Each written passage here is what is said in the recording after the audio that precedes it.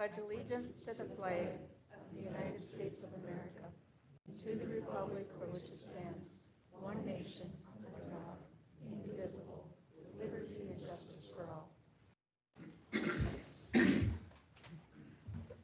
Morning, everyone. Morning.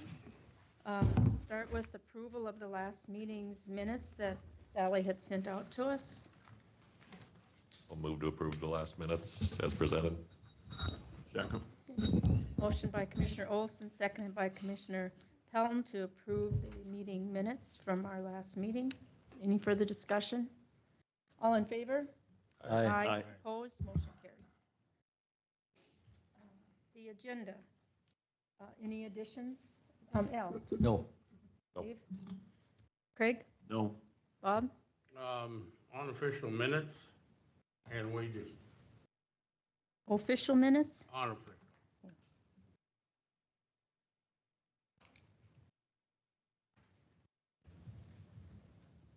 And can wages be done when we Yeah. talk with Yeah. Desi? Okay. Right, and I have nothing. Okay, I'd look for approval of the agenda as with the additions. Is there a second? Motion by Commissioner Kleeman, seconded by Commissioner Olson to approve the agenda with the additions. Any further discussion? All in favor, say aye. Aye. Aye. Opposed, motion carries. Okay. A few minutes early, public comment. Is there anyone here for public comment this morning? Nobody? Okay. Moving along. Start with the engineer reports.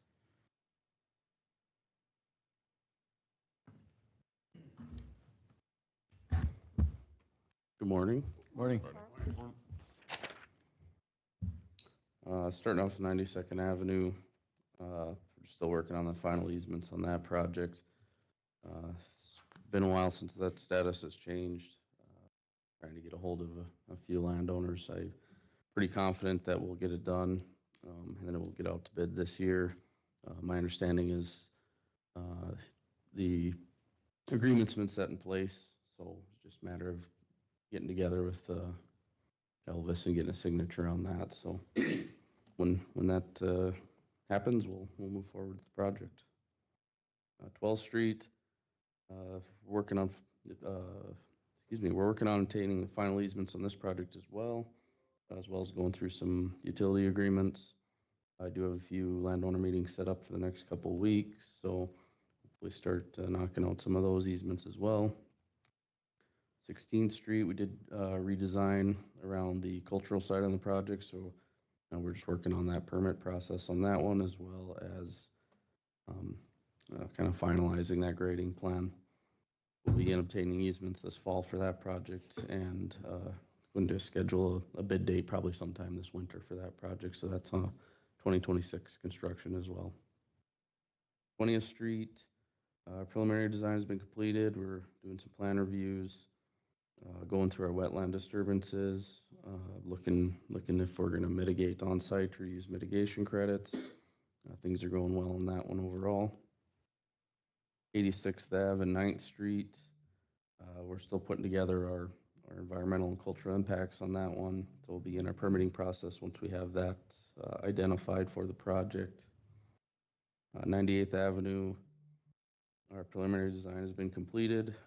Our grading plan currently has, well, and that's probably not updated either, but 0.19 acres of wetland disturbance. We actually are working to regrade those to get it under the threshold for mitigation. There's two separate wetland sites on that are impacted, and they'll treat them separately. So if we can get under 1/10 of an acre on each one, that would be beneficial to the project. So 2026 projects, we have completed the field surveys for both the 94th and 79th Ave projects. Design work has begun on both of those projects with good progress so far.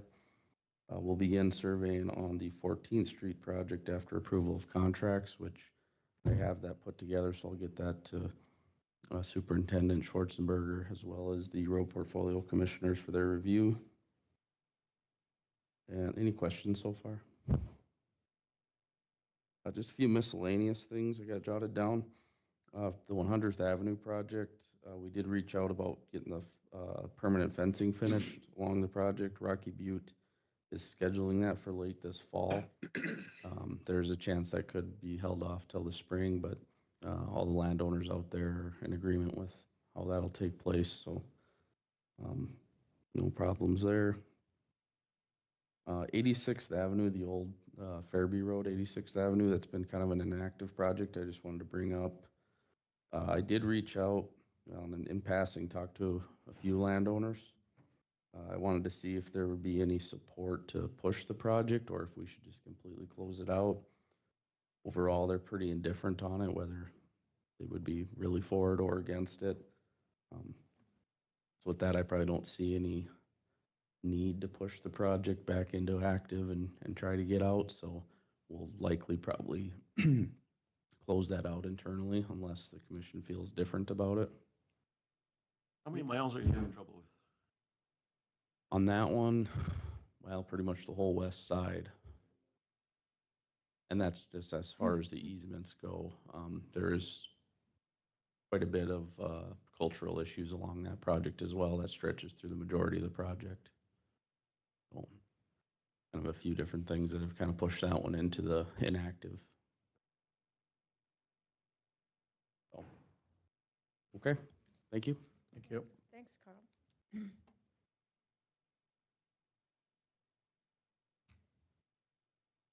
Morning, Commissioners. Morning, Morning. Darren. Got some updates for you as well. So for 119th, we're still waiting for CSI to begin that project. I don't know if you guys have been around Bismarck, but they are behind on their interstate project. Talked to them yesterday. The start date they're giving us now is early October. This project does have a November 1st completion date, so it could get a little bit tight for them schedule-wise, but weather permitting, they do have the horses to knock the project out, but we're still just waiting for them to show up on site. When we do, we'll let you know. So anything And the 119th? completion date again is November? November 1st, yep. Other questions? Utilities all taken care of? There's a couple poles yet that still need to be moved for Mackenzie, but they're going to be They were out adjusted there after this the. morning. Were they? finishing up, I think. Okay, and then there's a couple that need to be adjusted with the new grades, so. But yeah, everything else though should be good. More on 119th? Okay. For 99th, if you recall last time, regarding, we're in the right-of-way collection process. One of the landowners wanted their attorney to review it. We got comments back late last week. It basically consisted of an indemnification clause that we'd used in the past. We used it on Corey Stearns. I showed it to Superintendent Schwarzenberger, and we just added that to the easement. We also have another party that we are trying to set up an appointment for. We've got that on Monday. I guess the company that he works for has been bought out by somebody, so he's been very busy, but we're set up for Monday, so hopefully by the next commission meeting, all the right-of-way should be secured and we can begin advertising for that project. Questions on 99th? Okay, moving on. So Manning, our water group finished the easement documents, and I see Holly and Joanne are here too. Holly, I believe you've still got a little bit more research and some comments. We've gotten some back from her. Upon Holly's concurrence, I think the next step is a formal public meeting where the easements can be signed and collected and coordinated with Manning Waterworks and Southwest Water. And I don't know, ladies, did you guys want to talk about this now or? Yeah, please.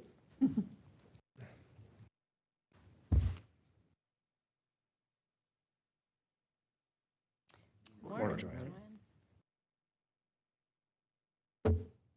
So I'm here on behalf of Manning Waterworks, and we just want to clarify the easement, who's going to be getting easements. Manning Waterworks, me, Holly, and Will are willing to help negotiate them, but don't feel like it's appropriate for us to get easements for the county. So that's why we're here, just to clarify that. Okay. I would maybe think Darren probably, if you're familiar with everything, and for somebody else to step in and, I don't know. Yeah. Joanne, did you want a county representative? I think when we had. Yes, spoken, you had definitely some- want a county representative at least because there involved will, in the process. right, because there will be, the road will be worked on after the water's in, so. Superintendent Schwarzenberger come to mind. I would think that would be good because you'll be involved. You know, and being the water, this discussion come up, when this project gets kicked off, where's the funding gonna come from? Is it gonna come from roads? Is it gonna come from something else? Or someone just asked that question the other day. Where's the funding gonna come from to do the project? Well, I would think roads, I mean, when we're redoing the streets, and that's how we did the project in Dodge. It was just a Yeah. question. Yeah. I mean, unless you guys have other thoughts, but what we did back when the Dodge project was done in Dunn Center. So, Thank you. I mean, if that's all right with the rest of the commission, it would be our decision. So, So what we would like to do is get a meeting scheduled so that we can try to get as many people from Manning to the courthouse to get things signed, all the easements signed. Now, should the easements be with the county? I mean, that's one of the questions, right? So, I'm assuming that's how they're normally done. yeah, If I may. Yeah. Mhm. I think if the intent is to dissolve Manning Waterworks. right, then so I there think wouldn't there wouldn't be a Manning Waterworks, so I think it. it would have to be the county. Okay, just want to make sure Uninco- that Yeah, when exactly. we get these created, they're correct, so we only have to do it once. Good Okay, so our plan. intent would be to get a meeting put together. Get as Hold ma- it here. Yep, we would hold it here in the evening, try to get as many people as possible. And then whoever we don't get signed, we would have to individually go to their homes and try to get easements. But we can work specifically with Bartlett and West Yeah. to make that happen. Sounds good. Everybody's good with that? Do you have Yeah. anybody bucking it right now, or are they all pretty well in favor? I'm sure there's somebody. Nobody vocal about it, but, You never know. right, you don't know until you try to get the easements, so. We'll see. I appreciate all the work you and Holly have done on this, and Darren. It's Okay. slow going, but it's getting there. Well, and that's it. We'd like to try to get all the easements and then try to help get it to bid as soon as possible for next year. Sounds good. Okay? All right. Thank you. Yeah, thank you. Appreciate it. Thank you. Any other things, Darren? On Manning, I guess we can open it up if anybody else had any further questions or anything on that. I can continue with my report. So for Third Street Northwest, the landowners on the original curved alignment, if you recall that, we'd been in some modification phase for trying to get them on board, and I think we're there now. They approved our new alignment that shifts the curve of the road approximately 150 feet away from the front of their home. And those changes are being incorporated into the plans and are also being incorporated in the new right-of-way documents. It sounds like they're ready to sign, and we were able to make those changes, so it will not affect our core permit. So that's all good news. For 7th Street, so 97th to 94th, we finished working through the cultural impacts at the core regarding the permit for this portion, and should be receiving the permit for this portion of 7th. However, SHPO is requesting some additional cultural work for the second portion of 7th. We're working with Beaver Creek to meet those requirements. SHPO is asking us to modify one of our grading areas. There's a stone feature site is what they're calling it out there. And so we're going through those modifications and trying to accommodate. And then for 101st to 97th, we did receive the core permit. And so now those right-of-way documents are being drawn up. Questions on the 2025 projects? What is the stone feature site? You know, I haven't been out there walking through the grass. I haven't seen it, but there must be maybe a foundation of something, of a little farmstead, I'm guessing. So for 2026, if you recall on that one, We had provided a preliminary alignment for design on that. Beaver Creek was going through the wetland cultural work, and there was a landowner that had some issues with a cultural survey being out there. She asked us to narrow down our footprint out there, and we got that, and she'd been a little hard to get a hold of, but I did track her down yesterday, and she's now on board with the cultural study. She has one request, and she made us do it too, and we did our survey out there. It's basically a kind of a letter that indemnifies her, and there's other requirements such as no one other than the party can be out there. It's for one-time access. There's a list of requirements, but once Beaver Creek gets that to us on their letterhead, then they should be out and able to finish their report, so we can move on that. So, questions regarding that? No, Thank you very much. Darren. Yep, Thank you. Bye-bye. thanks.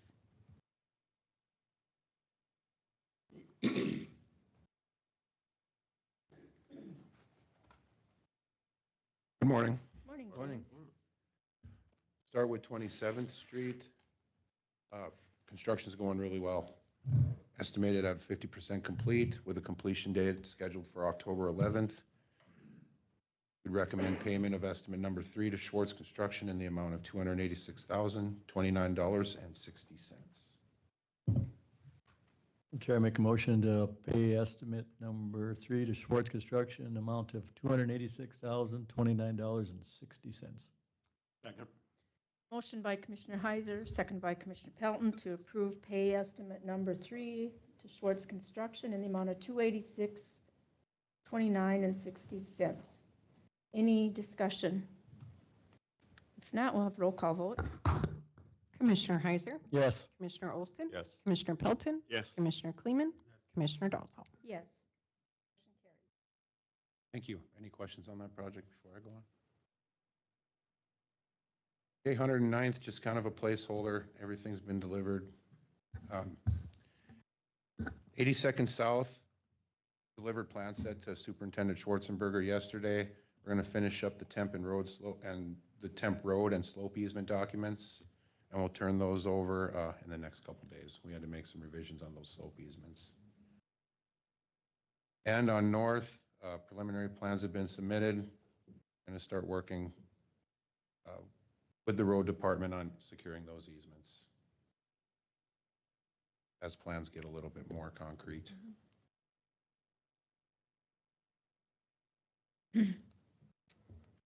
Questions for James? Thank you. Thank you. Thank you. Yep.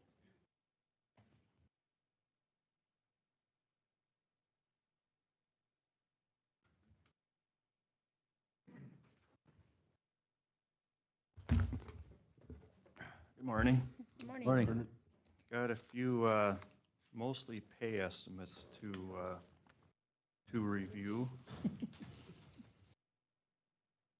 First one is for the 119th Avenue and 22nd Street project that's being built by Bronco Brothers Incorporated. We have pay estimate number 2. The amount is $165,850.19, which we would recommend payment to Bronco Brothers for that project. Madam Chairman, I move that we pay estimate number 2 in the amount of $165,850.19 to Bronco Brothers Incorporated for 119th Avenue Southwest. Second. Okay, motion by Commissioner Pelton, second by Commissioner Heiser to approve pay estimate number 2 to Bronco Brothers in the amount of $165,850.19. Any more discussion? We'll have roll call vote.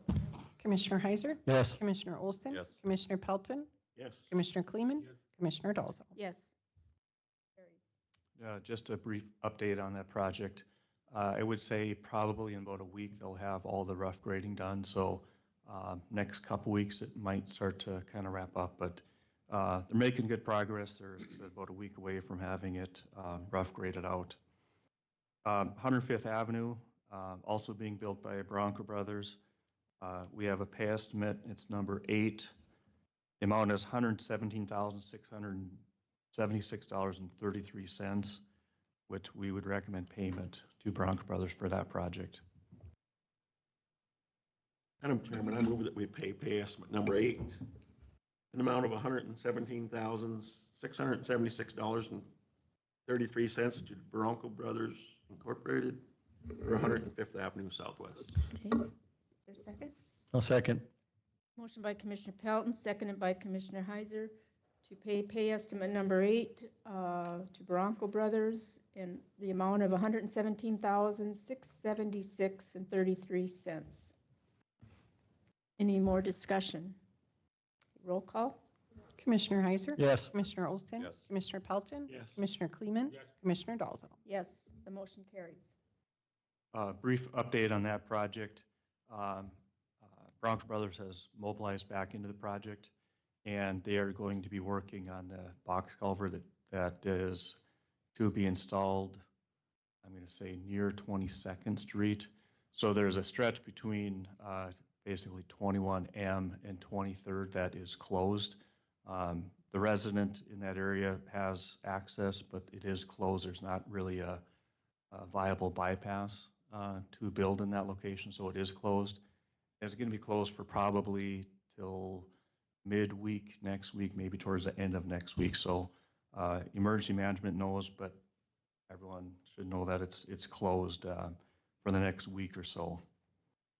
Another project we've been working on, 98th Avenue and 4th Street, the paving by Dunn Center.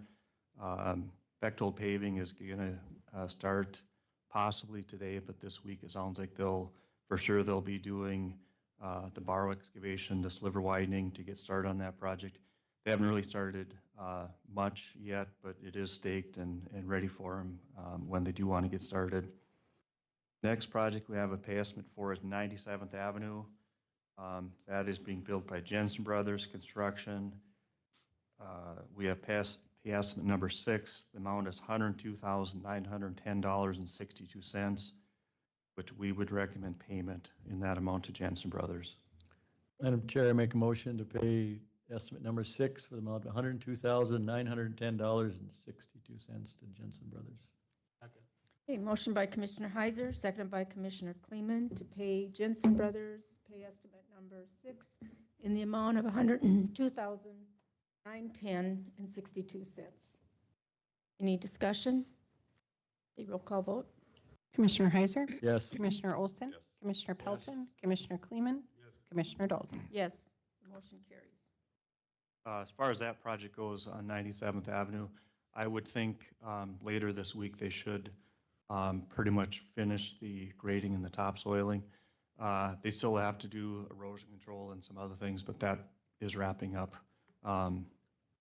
pretty soon, actually. I would say in the next couple weeks that should be all complete, and then we'll have a final inspection once they get all that work done. Next project, not a whole lot new to report, 10th Street, 113th Avenue and 7th Street, that 8-mile stretch west of 111th Avenue. I believe Bronco Brothers is going to start mobilizing equipment and materials in possibly next week. So they're probably looking at starting some culvert work in the next couple weeks, I would imagine. Another project that got kicked off here this week is 3T over in JR's industrial subdivision. We had a pre-construction meeting last week. We do have a pay estimate. It's number 1. The amount is $35,879.23, which I would recommend payment to Wind Construction in that amount. Is there a motion to approve? Madam Chairman, I move that we pay estimate number 1 in the amount of $35,879.20. 23 or 20? Just, Not on there. It's 23. I'm Okay. not sure what happened there, but it's Okay. 23. okay. Is there a second? Second. Motion by Commissioner Pelton, seconded by Commissioner Kleeman to pay Wind Construction pay estimate number 1 in the amount of $35,879.23. Any discussion? Okay, roll call vote. Commissioner Heiser? Yes. Commissioner Olson? Yes. Commissioner Pelton? Yes. Commissioner Kleeman? Yes. Commissioner Dalzell? Yes, the motion carries. A few of the other projects that are still in the design phase, really not a whole lot new to report. We're still collecting easements on those. 114th Avenue, continuation of last year's project. We have a couple remaining easements on that project, and also 104th Avenue between 28th and 30th Street. Still trying to collect easements on that project.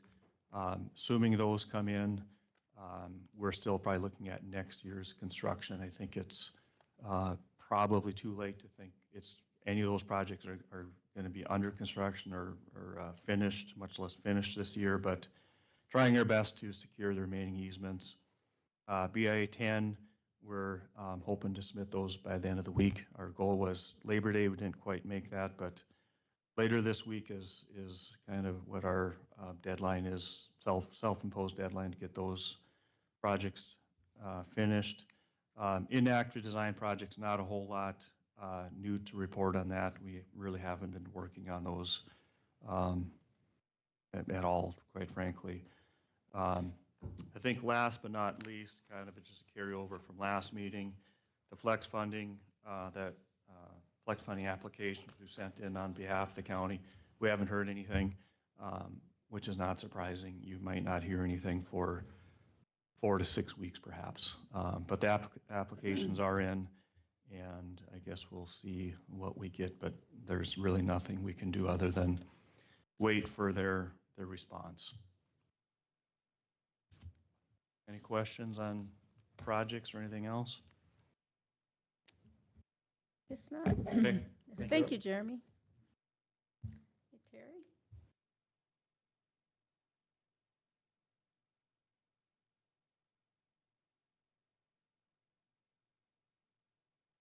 Morning. Yeah, morning. Morning. Just got one utility permit today, and it's on 97th Avenue and 8th Street. It basically just goes across the section line down there. It's kind of down towards Reinhardt Helps that way, and I recommend approval for that.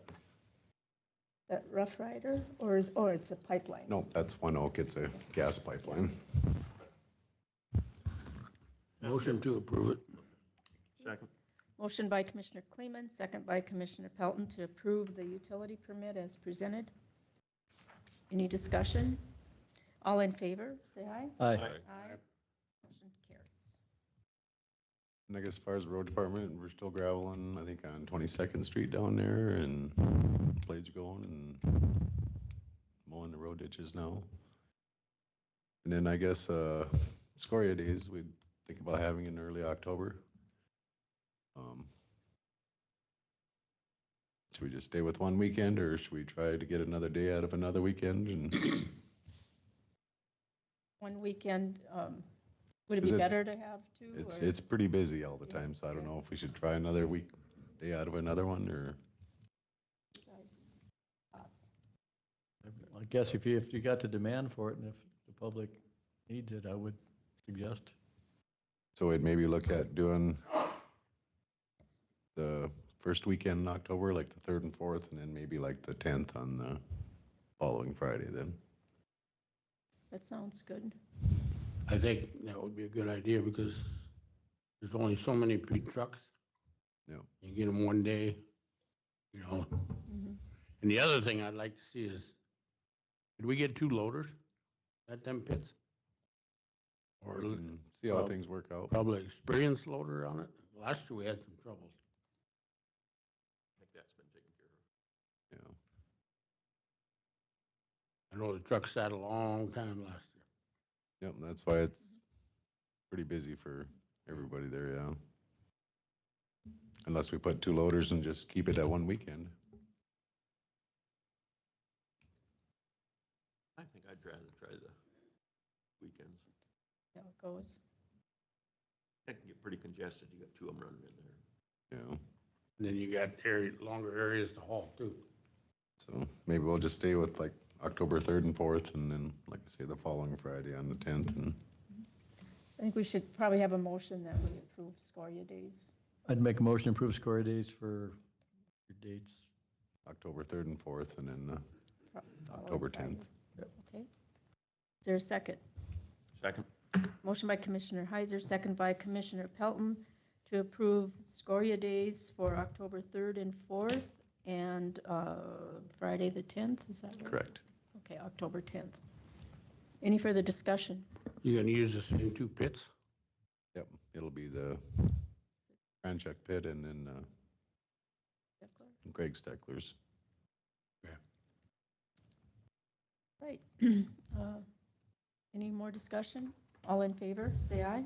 Aye. Aye. Opposed, motion carries. Question for you, Terry. Has any more conversation gone on with that road up at the lake? Are they still working through? No, Brady with Bros Engineering is supposed to get all that. I thought he was gonna have it here by probably this meeting, but I haven't heard Okay. from him lately. Just so. curious where it's at. But he was supposed to be getting a presentation together and cost estimates, so. Okay, thank you. Sounds good. Thank you, Terry. Okay.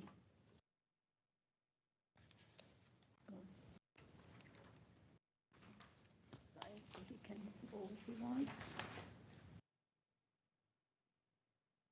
At the third. Yes. I lose track.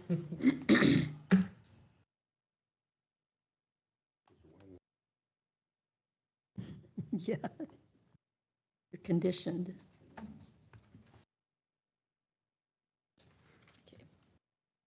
Okay.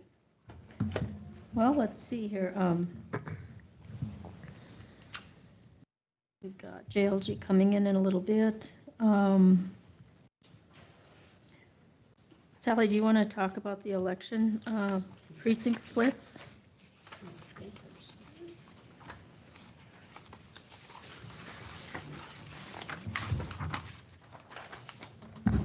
Okay, so I think I've mentioned it before, but we are getting a new statewide election program.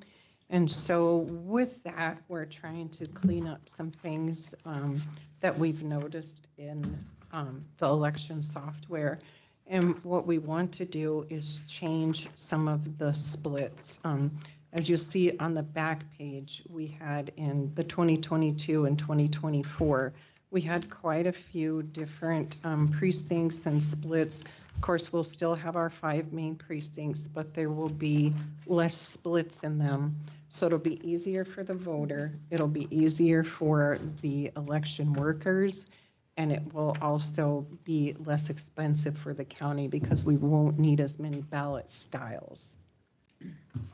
So what we're proposing is instead of having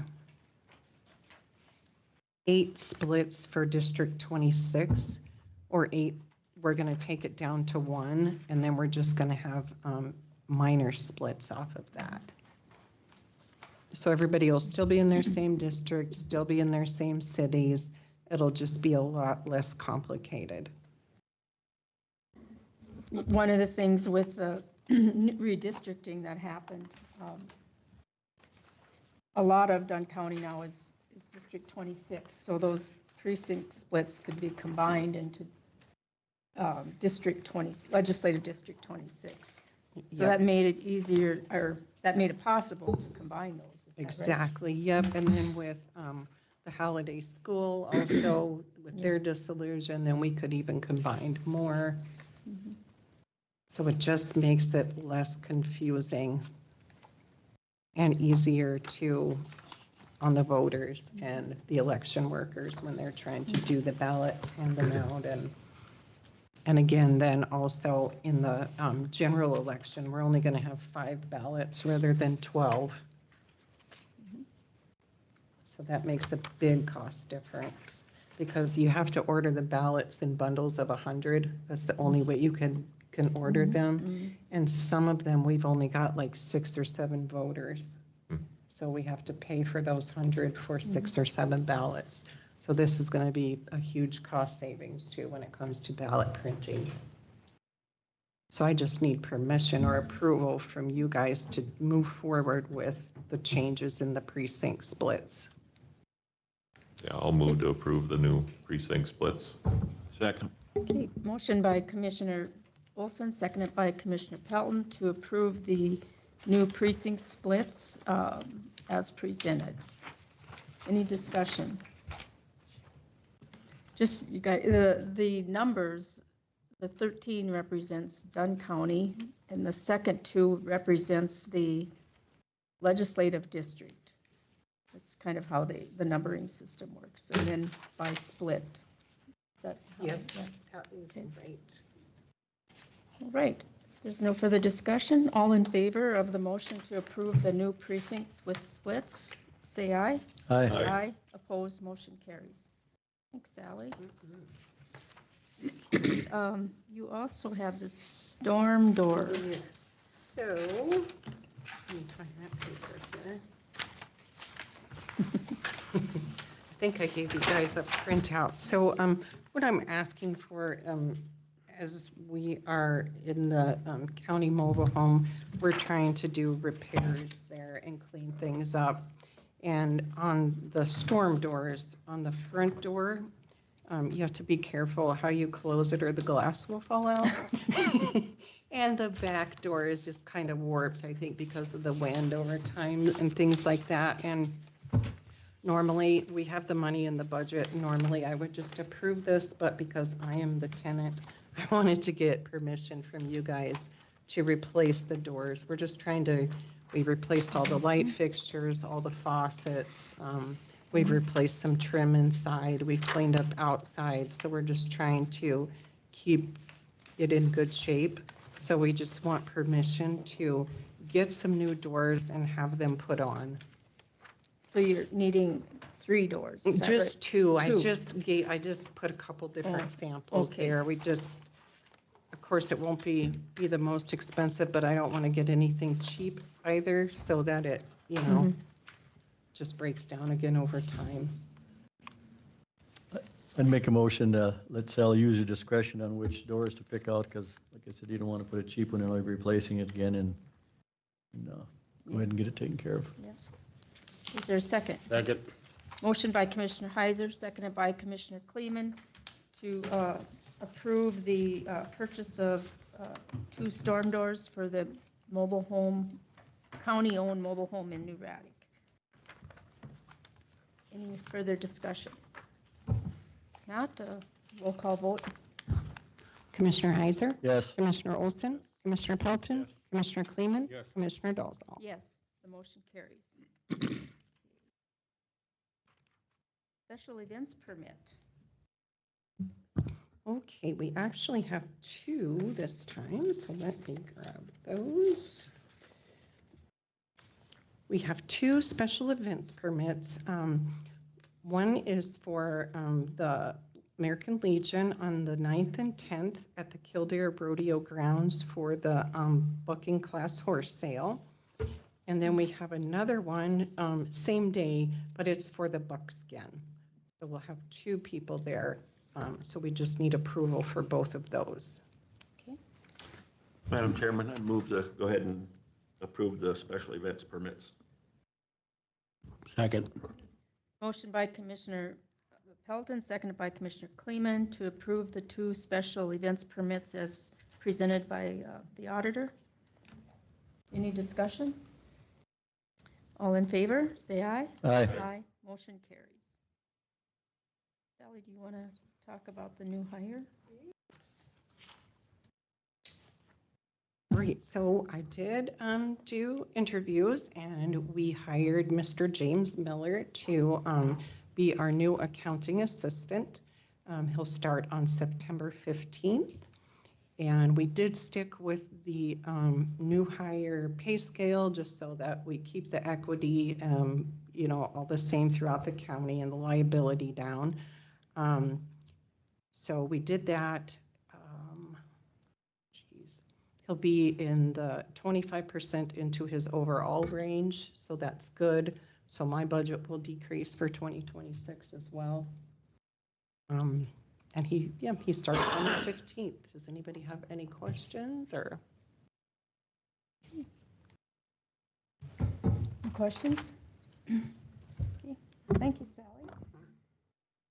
I don't have that copy yet, so. Oh, here she comes. Thanks, Jen. Thank you, James.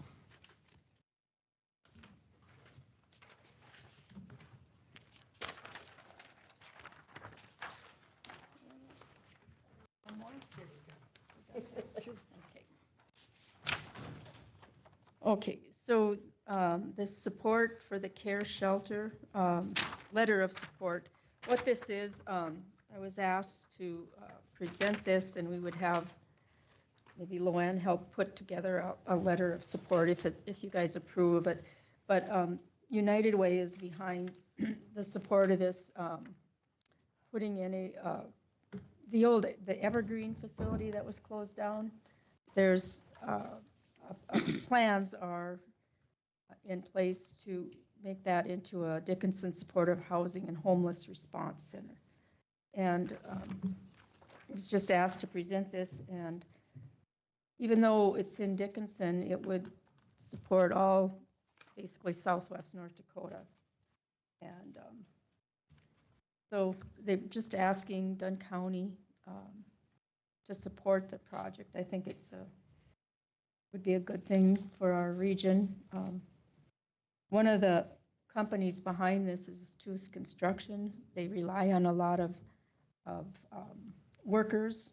You know, they have a hard time getting, workers for projects, they're working on. They do a lot of work in Dunn County. So basically, what they were asking is that Dunn County provide a letter of support. It would be addressed to the city of Dickinson. They're going to have a meeting on it. I think it's coming up mid-16th of September. Okay, so this letter would be presented to the city commission that Dunn County would support this facility in Dickinson. The groups working on this are CHI, the hospital, Stark County, the city of Dickinson, Dickinson Public Schools, Badlands Human Service Center, United Way, Domestic Violence and Rape Center, the Correction Center. I guess I would think we would be able to provide the support for this, and then I would talk with Luann about putting something together if we approve it. Has this been, it has not been approved, this facility by the city yet, correct? Not yet. Okay, I know there's been lots of controversy about neighborhoods and this and that. I think a shelter is probably needed, but Yeah. I know there's been lots of controversy about, like everything else, people want it, but not in my neighborhood. Yeah, and that'll be a decision of the city, the city commission, whether or not they approve it. But again, it's something that's needed. It's in other cities. I feel that it's better to have the housing and shelter for these people than to have nothing, so. Yeah, I'll move that we offer a letter of support for the Dickinson Supportive Housing and Homeless Response Center. Okay. Is there a second? Second. Okay. Motion by Commissioner Olson, seconded by Commissioner Pelton to approve providing a letter of support for the support care shelter in Dickinson. Any further discussion? If not, all in favor, say aye. Aye. Aye. Opposed? Motion carries. Thank you. And get that taken care of. You guys want to do the vouchers right now? Good as well. Shake things up a bit. That's all right.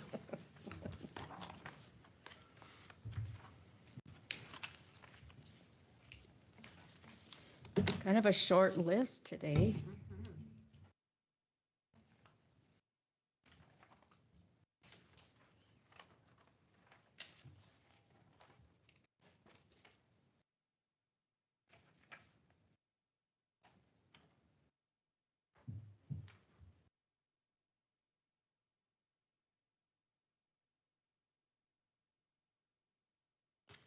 Make a motion to approve the vouchers. I'll second. Okay, motion by Commissioner Kleeman, seconded by Commissioner Olson to approve the list of vouchers as presented. Any further discussion? If not, we'll have a roll call vote. Commissioner Heiser, Yes. Commissioner Olson, Yes. Commissioner Yes. Pelton, Commissioner Kleeman, Yes. Commissioner Dolzo. Yes, the motion carries. Okay, why don't we take a break until JLG is here? Give them time to set up once they get here. Well, there she is here. He is here. Yeah. All right. Hi, Caitlin.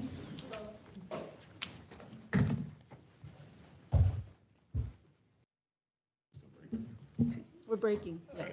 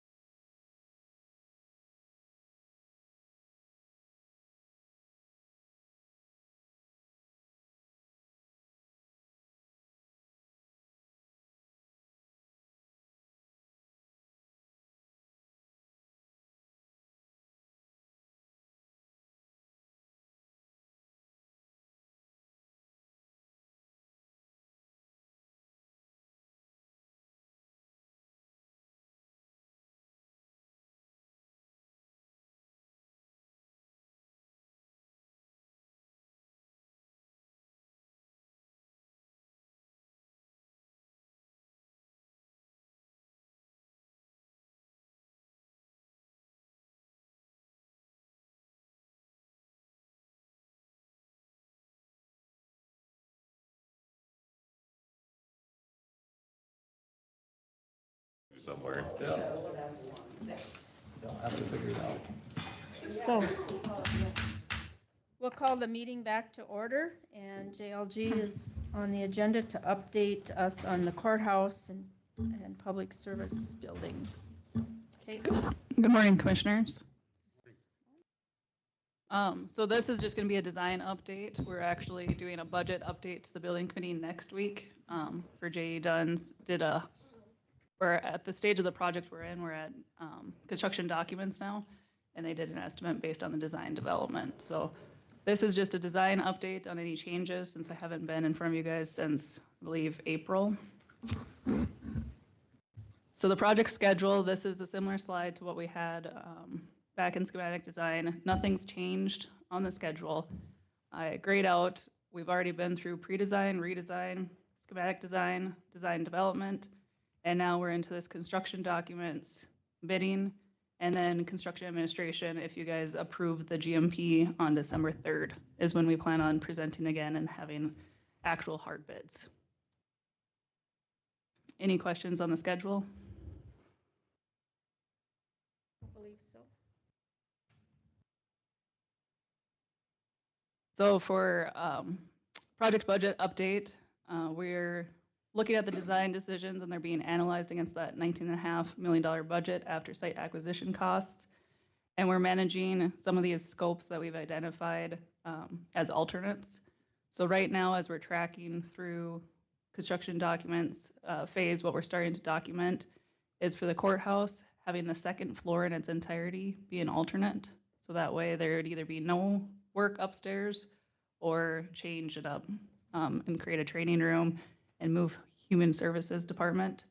And then there's an exterior accent lighting. This is one of Will's wishes. He's been trying to work on this for a couple of years now, but illuminating the perimeter of the building and then having awareness, say if it's green for veterans or red, white, and blue or Foster Week, having a way for people to kind of question why the Dunn County Courthouse is illuminated a certain color.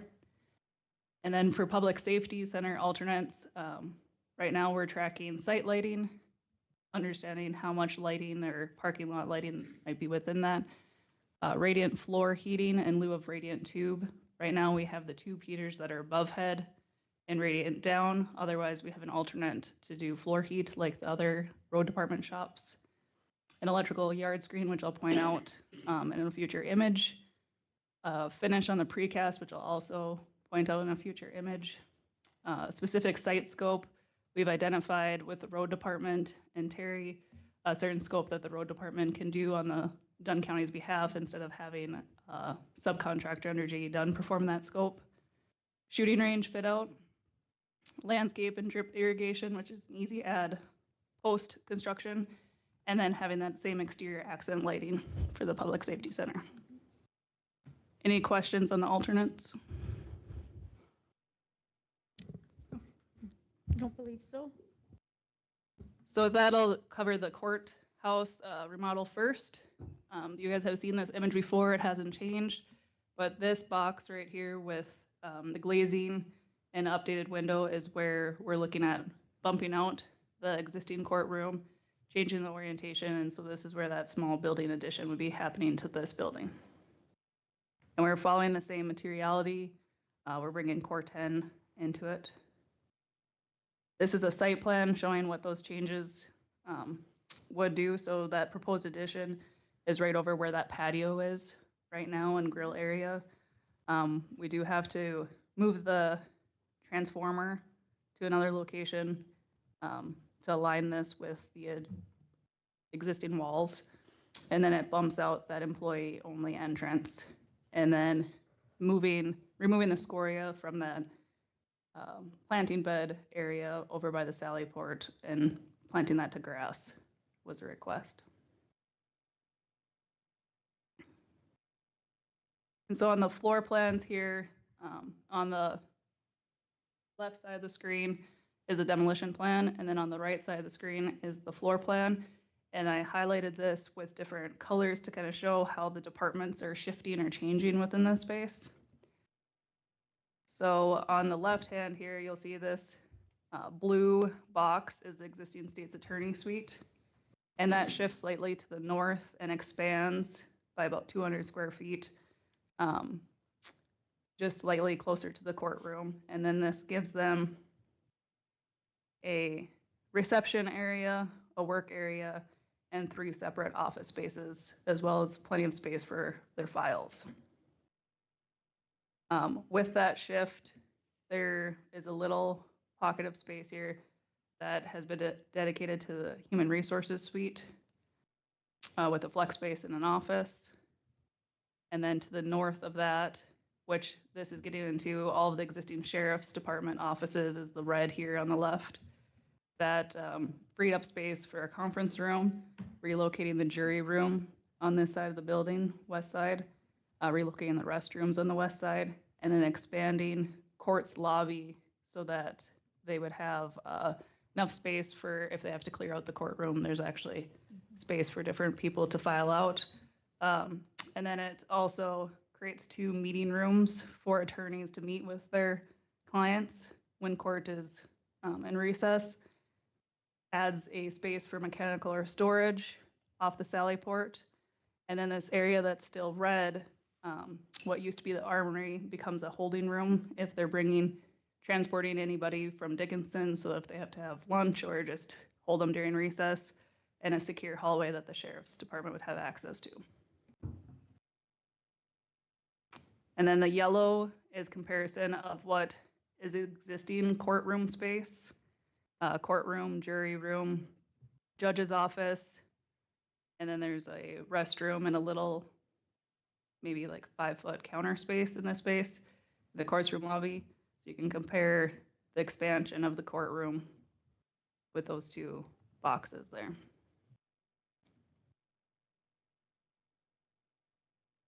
Any questions on the first floor scope? We're not really touching anything on the south side of the existing state's attorney, except for some caseworks being modified at the NDSU extension to add a stove into their space. And then there's some casework modifications at the clerk of courts to adjust how they enter into the courtroom.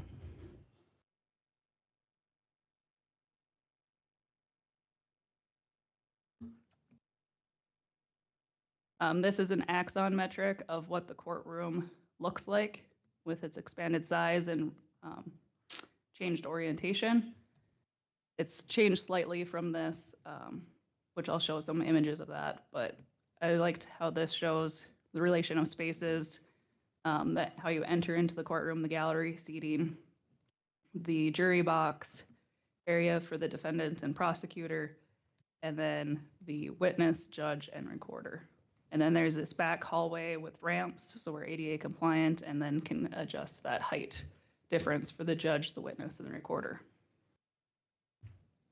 And then the jury room is on the other side of the corridor. And then we have the corridor here has doors so that it's able to be closed off, or it can be open to allow traffic through, but then that allows a little bit more security getting jurors in and out of the courtroom.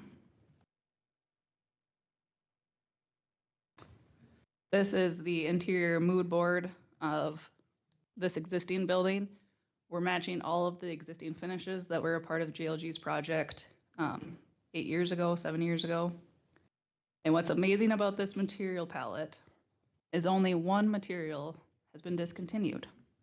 And that's the floor tile of your restrooms. So we had to replace that. The other one was a carpet tile that we decided we didn't want to incorporate anyways, but every other material that was incorporated 8 years ago is still available and will be utilized in similar fashion for this project. Here's a look at if you're sitting in the gallery seating at the courtroom. We're still working through final accents and different design components of the space, but this is a pretty good view of what we've discussed so far and like TV locations. This is if you're sitting in the jury box. And then this is if you were presenting to the judge or at that prosecutor defendant table.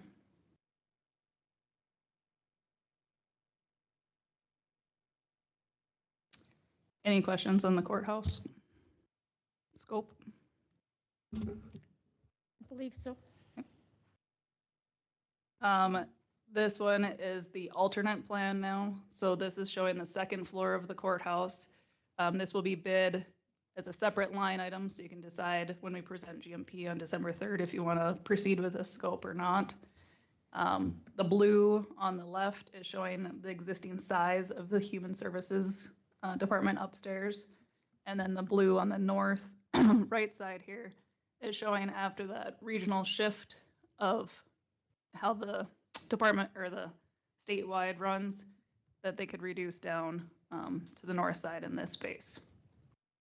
The orange on the left shows that existing future offices space that kind of is used impromptly as some training space.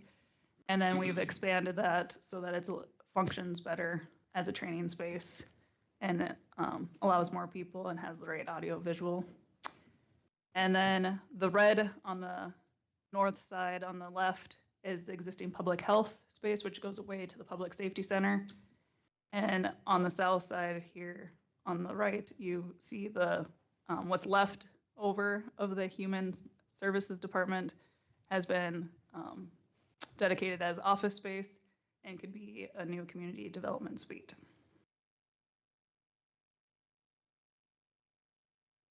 And then this is an axon metric of what the remaining Human Services Department would look like after that renovation and how that would operate as a community development suite or a 5-office suite with cubicles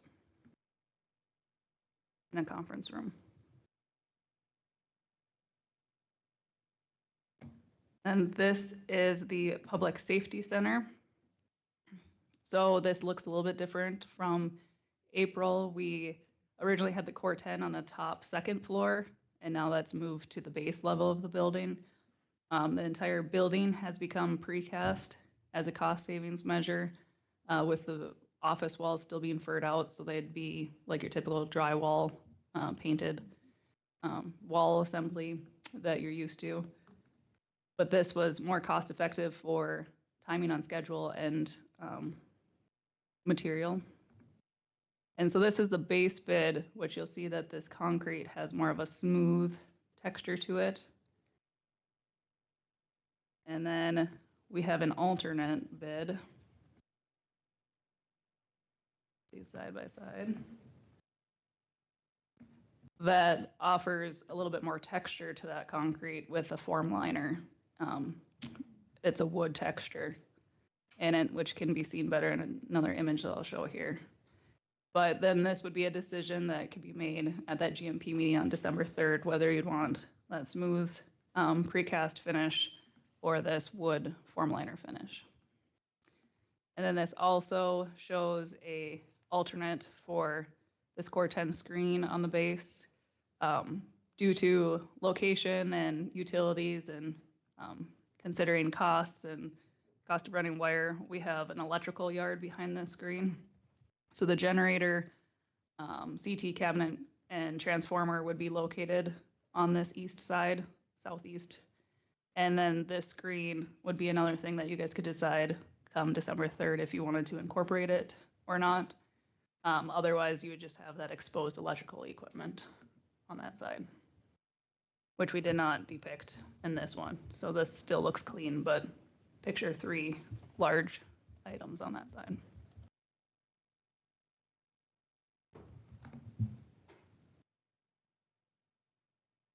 This is a site plan. So the building is located west of the existing overhead electrical poles. We are pushing to try to get it closer to the highway, except for there's a lot of utilities that run through that parcel.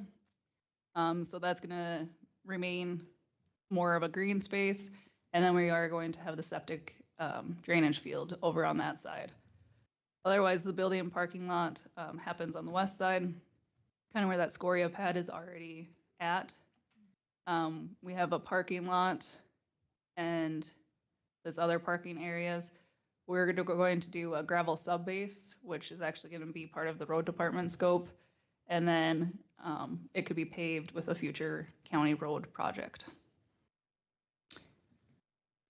We have a garage oriented east-west with 3 drive-through bays, which I'll show on the floor plan here. And then we have that office building oriented north-south. Any questions on the Public Safety Center site? Just quick, and I know we'll get the prices later, but is there a huge difference in that precast, you know, the plain or the kind of the grained?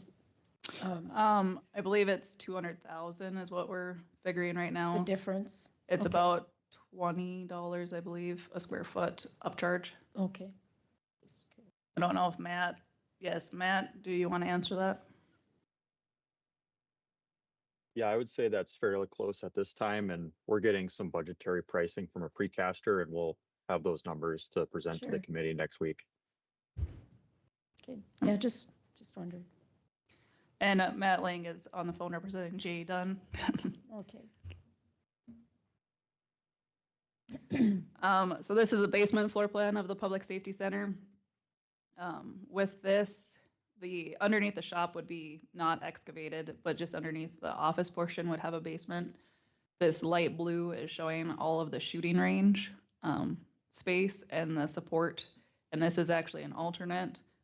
I believe it's alternate number 6. So we'll have the shell space, but then the actual acoustics, the area handler unit, and some of the other things that go into that shooting range to actually make it operable and usable will be an alternate line item. So it could be added year 3 or day 1, depending on where budget sits.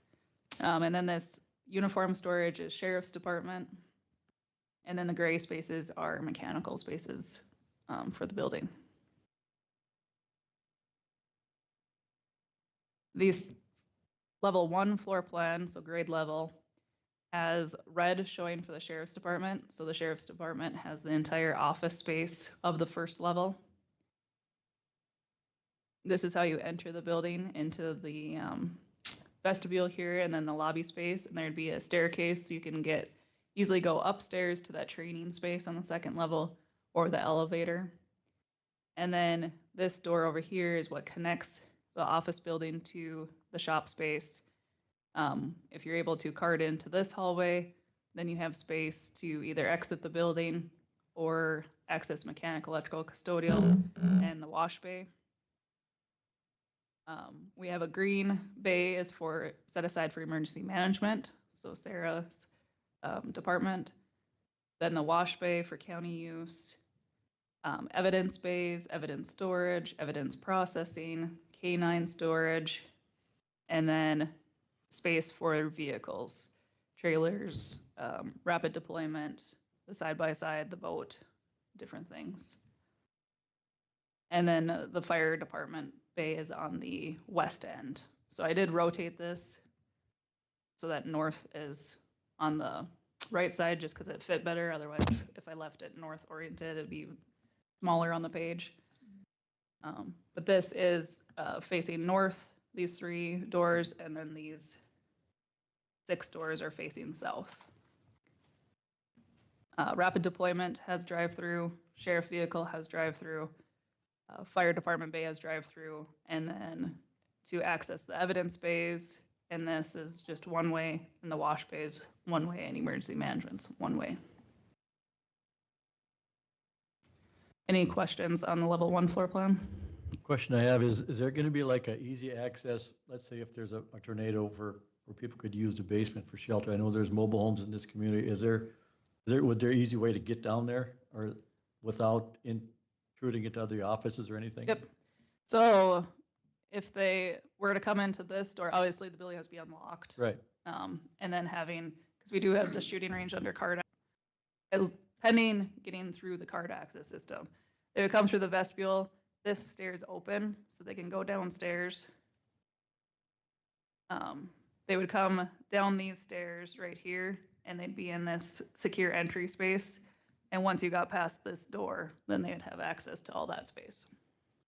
Just a question, I mean, hopefully it never happens, but if it does happen, I'm sure, people seek shelter, and I'm sure the deputies will be around to let access. So, thank you. Yep. It's very easy. You don't have to go through departments to travel through floors.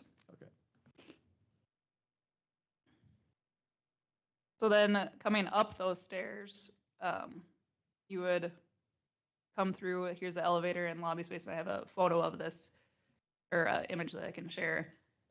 Then you can enter into this training room, is the orange, and that would also double as the emergency operations center. The green is emergency management spaces. So there's a small conference room for unified command. When is a disaster, they can have a meeting between the different leaders during that event. Emergency management office, where Sarah would be relocated. Emergency management storage. There is a coroner office located here. And then this red space is public health. So if somebody was coming to receive services from public health, they could either walk up the stairs or the elevator, and then that lobby is right off the elevator. So if those offices are open, it'll be quick and easy access for people to receive those services. And then the yellow is a fitness space that will double for sheriff's department training, but it's also for county employees is the current discussion.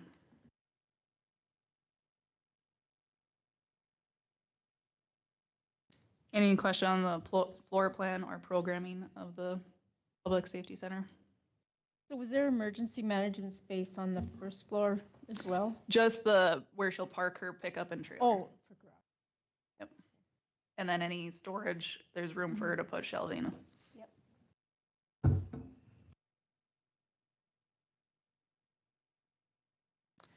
This is a section of the building, just to show how those spaces are in relation here.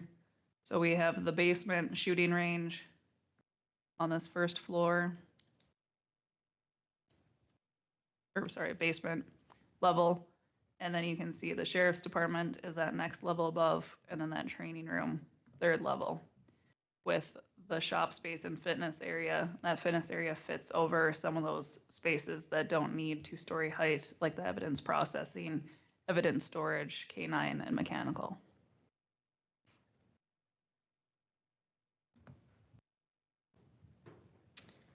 This was the interior mood board for the Public Safety Center. We are approaching it as less materials and more raw material exposure, more industrial feel. And here are the interior finishes that would be going into that space besides painted steel, exposed concrete, polished concrete, stained concrete, some precast being exposed in some areas, Core-10.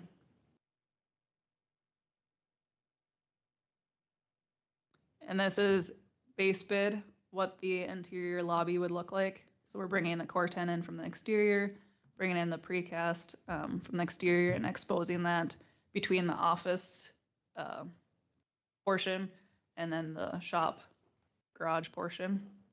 And this is that bridgeway that connects to the fitness area or to that training room on the second level. And so this is base bid. And then I split my screen again. This is a better look at that texture that we're looking to achieve with that form liner alternate, and that would wrap into the building too if that alternate was chosen.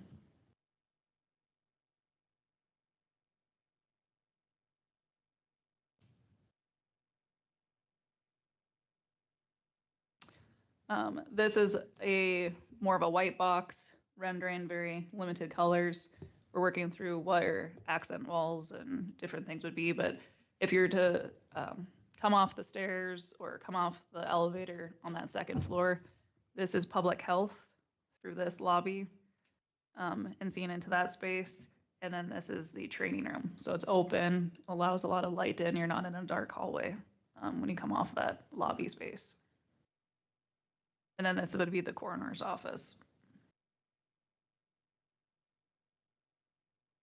And then this is a very schematic view of what that training room will look like. Exposed steel, and then having that polished concrete corridor, breaking up the space, getting to the second stairwell. The break room is hidden over here in the corner, kitchenette. And then this would be set up for training tables or chairs, depending on how many people you're trying to accommodate in that training or event.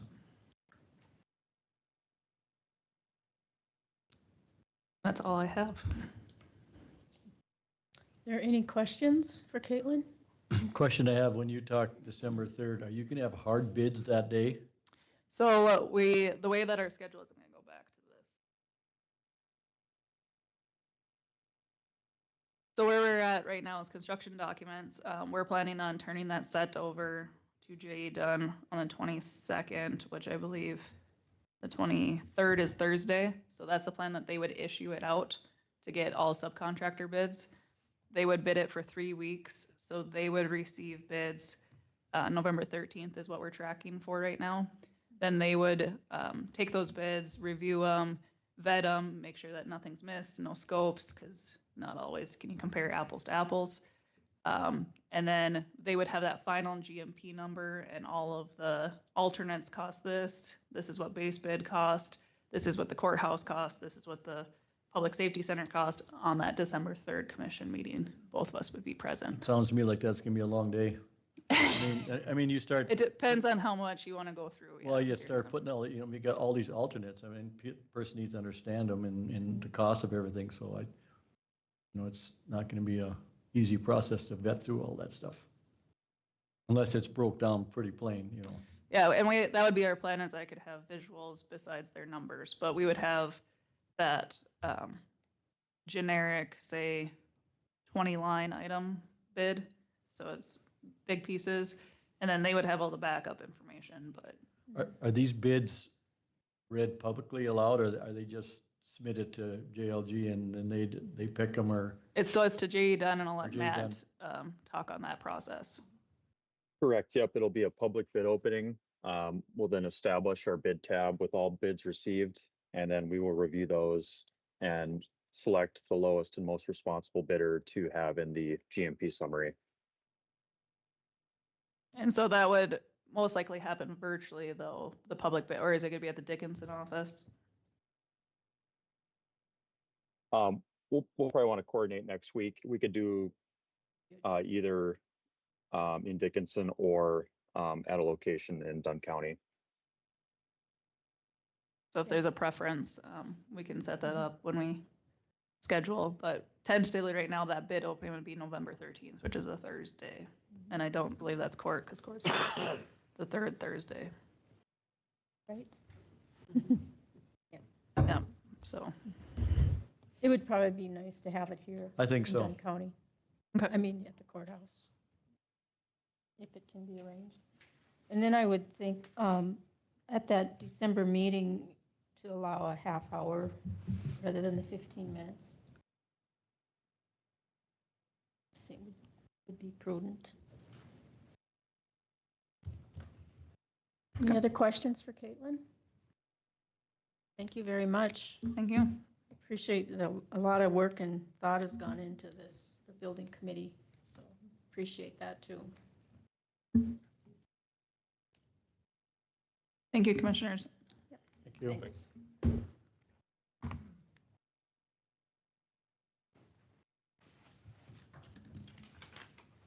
So, Desi, would you be opposed to us switching the time and have the Historical Society discussion? We would need to remove that from the table. Motion to move it off the table. Motion to remove the Historical Society request off the table by Commissioner Kleeman, seconded by Commissioner Olson. Discussion, all in favor say aye. Aye. Aye, motion carries. Would you guys like to come forward? Or just Linda? You're on your own.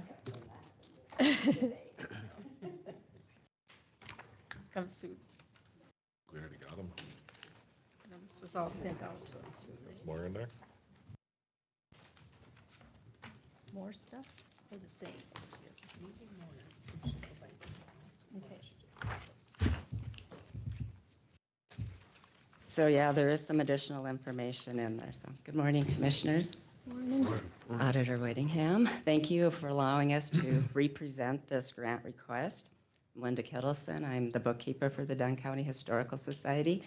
Sitting here with me this morning is Matt Scheibel from Short Elliott Hendrickson. Also here, Sue Powers Hartman, our board president, James Perhus, the board vice president, and Olivia Krebs, our Historical Society's attorney. So let's get the bad news out of the way first. Okay. In the little packet I gave you, page 2 of that is the 990 that was just filed a couple of weeks ago. For the past year, Ide Bailey did this filing for us. They did some reevaluation and revision of some numbers. So basically what they found when you get down to line 14 and 15 is that we've actually failed the public support test for the second year. We actually filed a facts and circumstances with the IRS to maintain the nonprofit status. And basically their guesstimate for our year end, the end of September here, without any help, we will be at 7%, someplace in that area. And we will check the private foundation box at the bottom of our next 990.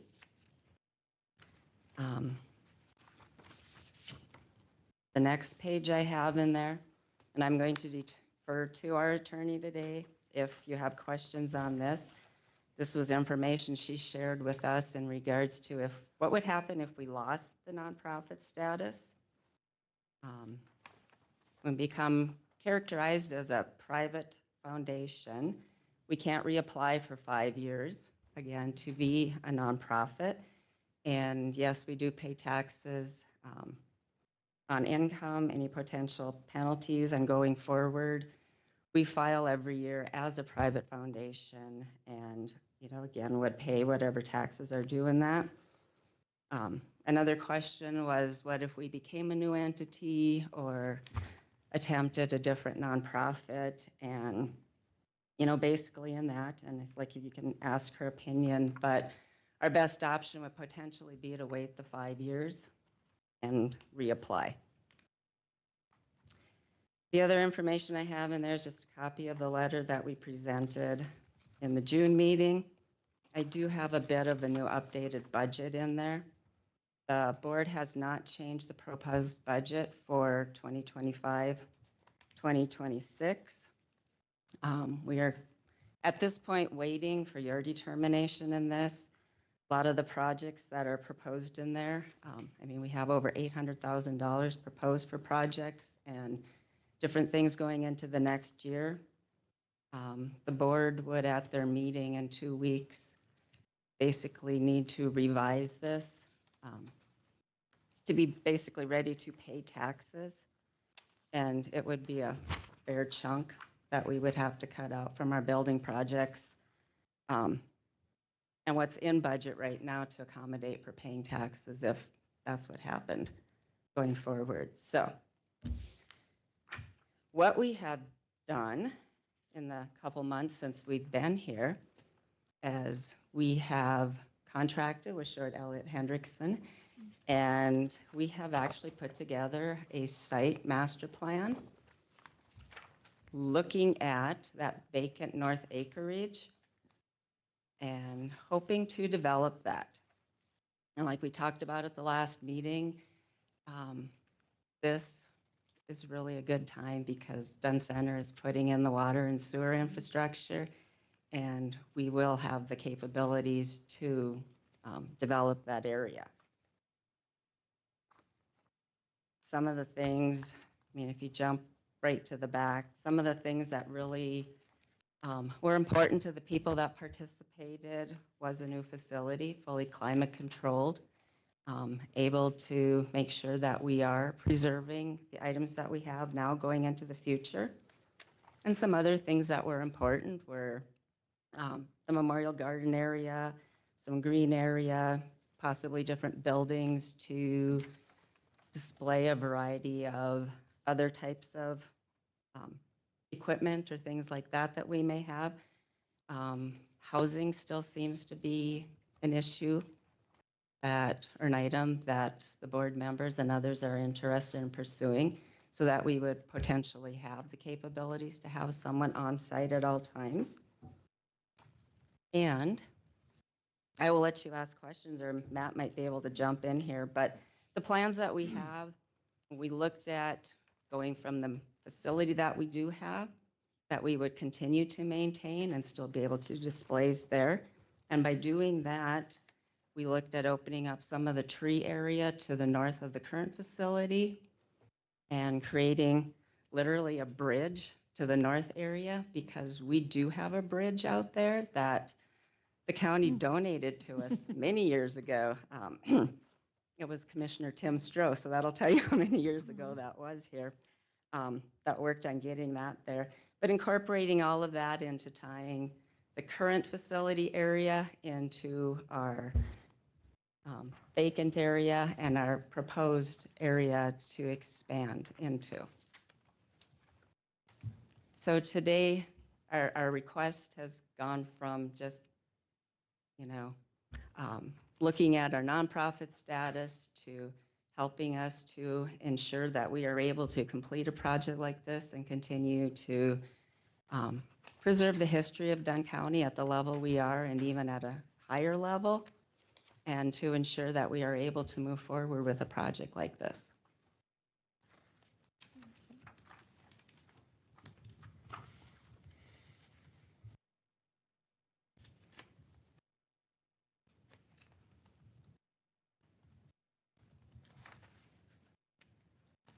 It's probably in here somewhere, but if the funding, come through, when would the, like phase one, or what would be your first part of this that you would undertake? So this is actually phase one. When the funding comes through, we'll be able to move into phase two, and maybe Matt could help explain what that would be a little bit. Sure. Yep, yeah, I can do that. Good morning, Commissioners, Auditor. So we entered into phase one, which is basically a preliminary concept. So we were doing a lot of brainstorming, held some sessions to get the ideas of the public and the board of what the envisionment would be for this parcel of land. So the next phase for us would really be continuing forward with that and really developing a little bit more of a thorough site plan. So the next phase would be the goal to have a master site plan completed, which really outlays all of the phases. It really digs into a little bit more detail of the costs, so that the board can make decisions on what aspects to move forward with. Obviously, the new building would be a major portion of that. So that next phase would really lead into a site design analysis, doing some further base map and sizing to make sure we're fitting appropriate sized buildings and parking lots, things like that. Doing a little bit more of the branding, visioning of what's going to go into what building, and completing that preliminary concept site into a final master plan. That final master plan would then essentially move into a phase three, which would be when you start into design. So that's when we're out doing site survey, you're starting to get the actual civil site built out, doing your architectural work. So we have this laid out in different phases to allow for direction from the board and really Dunn County as a whole, really to see what aspects of this we want to move forward with. Obviously, budget's always a factor, so we take this step by step to have a plan of action that's enacted upon that leads to the next phases.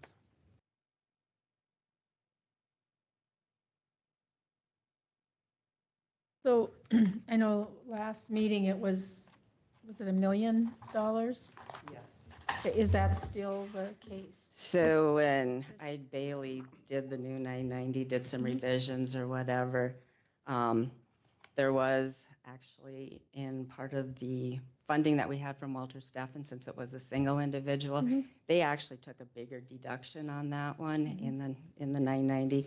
So now they are figuring to stay to get above that 33 and a third, Mhm. which would keep us for 2 years, that we actually need to request 1.1 million. And does that have to be paid in 25? Or can it be so much now and so much in the next year, over 2 years?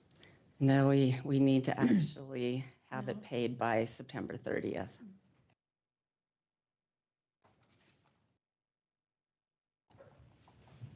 Any other comments, discussion? How much money have you got in your account right now? Total from the oil income and whatnot, about 2.5 million.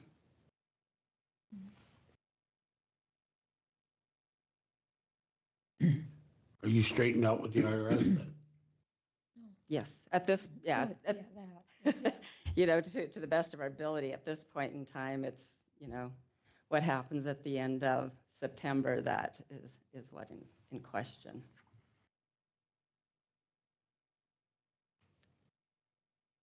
So if we help you out now, is this gonna be another thing again next year where we gotta put money in to keep the nonprofit and the year after that and the year after that, or? No, is it so, gonna rate itself? no, so actually, I mean, if we get above that 33 and a third, since that's a 2-year test, you know, we shouldn't have to come back again and ask during that 2-year period.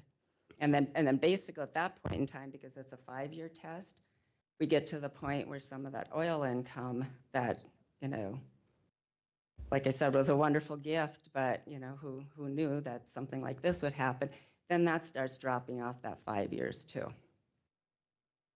So that won't be counting against us, you know, another 3, 4, 5 years into the future. Mhm. You drill another well and you get another one. Well, you know, at that point in time. Yeah. I guess with the money that you have and what your vision or the proposals are here, and if the commission were to, if we were to agree to the 1.1 million, you're able to accomplish quite a bit of this. I mean, you never know with bids and what happens, but you can Yes, we take would be. it step by step. Yeah, and that was the vision of Les and Dorothy Pelton back when they first, you know, gave the funds and donated the minerals, was the fact that, you know, they helped to purchase the land, put up the buildings that we have now, and they bought that, you know, all of the school land. This is the baseball diamonds and stuff that was out there, but that was their vision. I mean, Dorothy Pelton distinctly told me at one meeting that, you know, we want that developed into the future. That's why we purchased it. So the funding that they've given and, you know, with your help, yes, we can make this a great place going into the future. And, you know, we have the additional funds to help with that. So the new museum building, what would change from the existing museum, or what would that be used for, and what the new is maybe planned for? Okay, so the new facility, basically climate controlled, would take care of the photos, the fabrics, the fibers, the porous materials that would disintegrate faster. We could also use it for the oral history and audio visual type things and have those capabilities enhanced. And another thing too, you know, we talked about basically this facility that we were, you know, conceptually looking at was having basically room to have meeting space, to have people somewhat inside if it's a cream can supper, have patio space outside. That would also accommodate that. The current facility would basically stay for like the machinery and the things that wouldn't need to be moved, you know, to the new facility or need the climate controlled basically like they are. So you would still have the machinery, cars or tractors or those type of things. The farm implements could stay and be featured in, you know, those facilities. Have you talked to the city commission yet about any donation, City of Dunn Center? Actually, yes, in regards to the water and sewer that they're putting in, they do plan to help us with some funding towards that at this point. So, I mean, as far as like the conceptual plan, no, we haven't gone to them yet with that. But as far as help with the water and sewer and, yeah.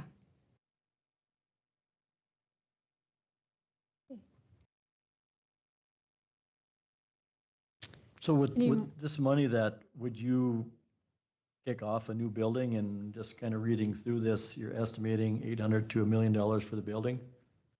I mean, there's other numbers here from estimated building costs, and so what are you anticipating that building would cost? I mean, that you're wanting to put up? Yeah. There's some rough numbers, pricing per square foot in there for a building. So if you take those numbers times the 35,000 square foot, it's a pretty expensive building. I mean, that really depends on the level of museum items put in. So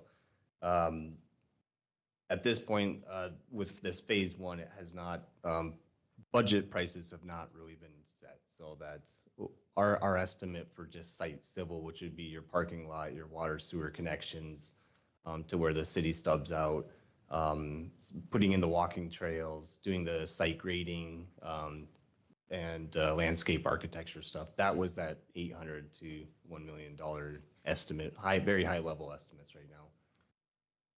Looks like you're in the finishing ranges from $175 to $300 a square foot. That's some pretty upgraded cost per square foot for just, in my opinion, a building to house machinery or whatever, so. Well, this new building would be the one that would be air conditioned. It would be much more of a museum type quality. Yeah, not a shop. Yeah, the machinery would remain at the current facility.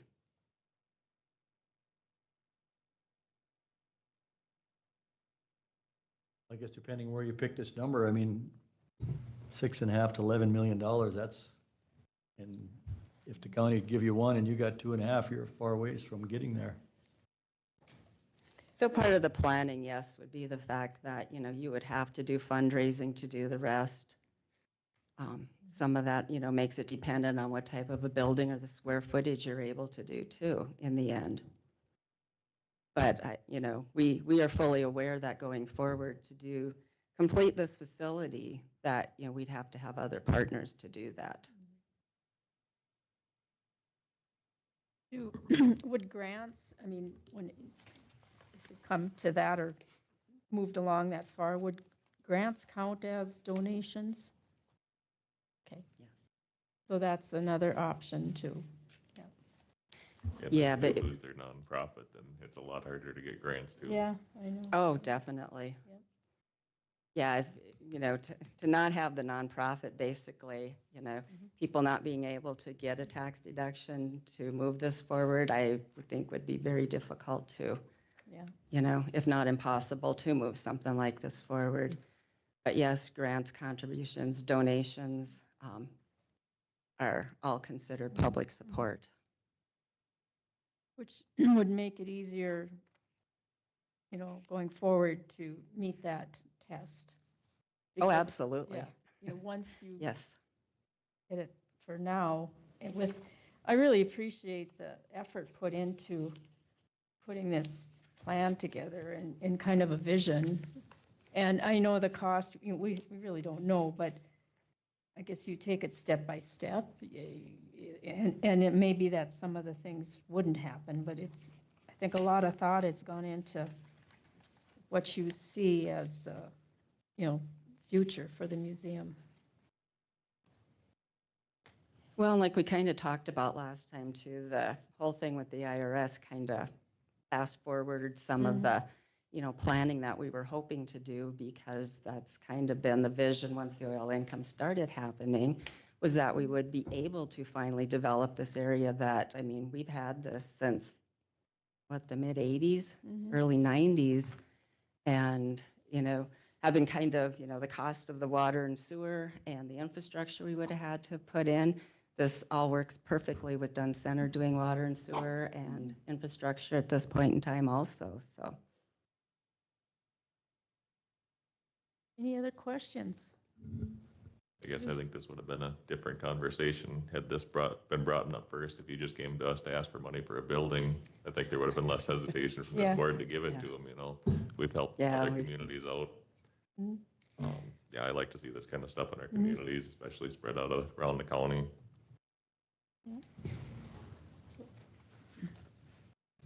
Guess I'd entertain a motion. Yeah, I guess with that, Make I'd a make the decision? motion to give them the 1.1 million to add to their funding for the expansion of the Historical Society Museum. Is there a second? Is there a second? I'll second the motion. Okay, any further discussion? Was this building brought up last time you were in here? Not just the building, is it? No, not specifically the building. The fact that we had this no acreage and that was what we were hoping to do was to move forward with planning to do that. But last time you were in here to get the 1.1 million. Really, I don't remember anything about a building. No, not a specific building, no. So at that time, you were here asking for the donation to Correct. meet the nonprofit status, the test for the IRS. And we asked you to come back with some plans, you know, for building and development, you know, that rather than just donating 1.1 million, we have something that we Correct. can Because- say it's for. Correct, because at that point in time, what I was talking about is the fact that we would put the money, you know, had we received it, to working on this. And yes. now we see what the museum or the Historical Society's plan is for this site. Craig, are you on that board too? No, I thought you were. Struggling with it, I just, you know, give money to keep the nonprofit status, that's kind of, I don't know. And that's, like I said, it would have been a totally different conversation if they just come and ask for money for a building without the nonprofit part of it. Yeah, that's- You wouldn't have hesitated near as much, No, I don't think. that's where, my opinion, kind of muddied the water a little bit. But now we're at the point where they have a plan, they want to build a building, they want to expand their facilities, and I think we can help them out with that. The other thing, and maybe everybody's tired of hearing this, but when the Theodore Roosevelt Library comes on, or when it's built, the regional plan for tourists and develop, you know, will include Dunn County. And so I think this is kind of timely that we get, you know, something gets built and, oh, go ahead. So if I may add something to that, since we were here, we have been working with the David Watkins family, like the military wagon that they have and things that will pertain to the time of Teddy Roosevelt. We are also working on a purchase plan for that. We will have those items available. We talked about making that the focus of like this new facility and that, you know, hoping to tie to those people, the new people that would be coming in to look at this and, you know, really making that a focal point. Like you were saying, hopefully draw more people into Dunn County. How are you, Madam Chairman, how are you going to do it next year when you get your mineral rights checks? So we're in year 4 or 5 of a Bakken oil well, and basically, potentially, the fact that the oil has dropped so much, price per barrel, you know, the amount we're guessing that we'll get next year, basically our mill levy is going to be real close to offsetting for public support. I don't, it's dropped, but it hasn't dropped that much.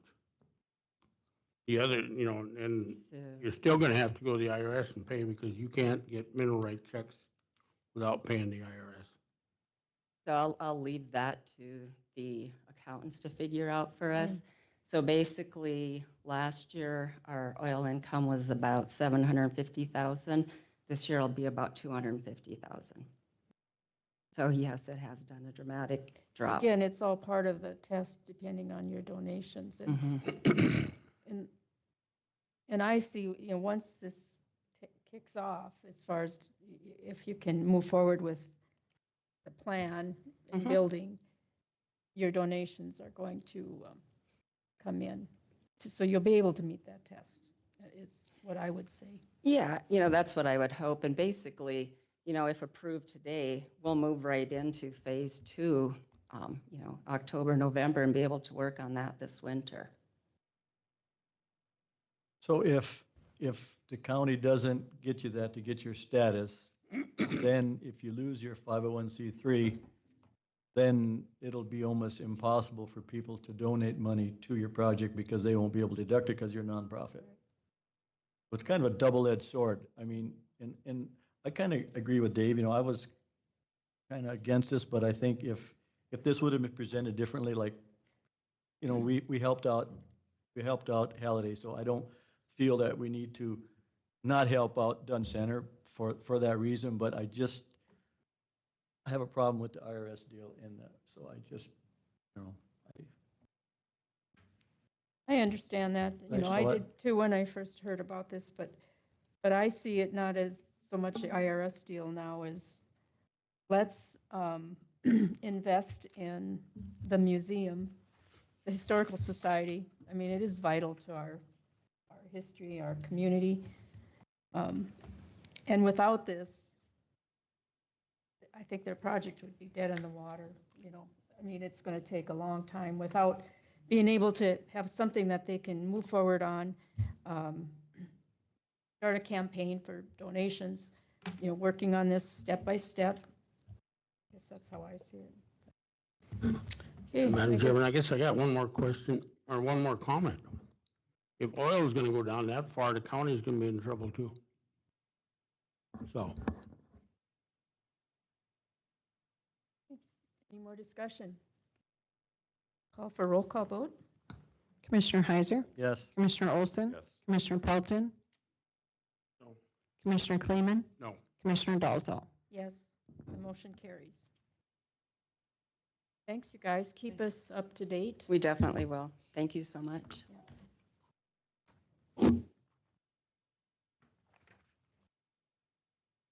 Dunn and Desi. Thanks for being here. I have, excuse me 1 minute.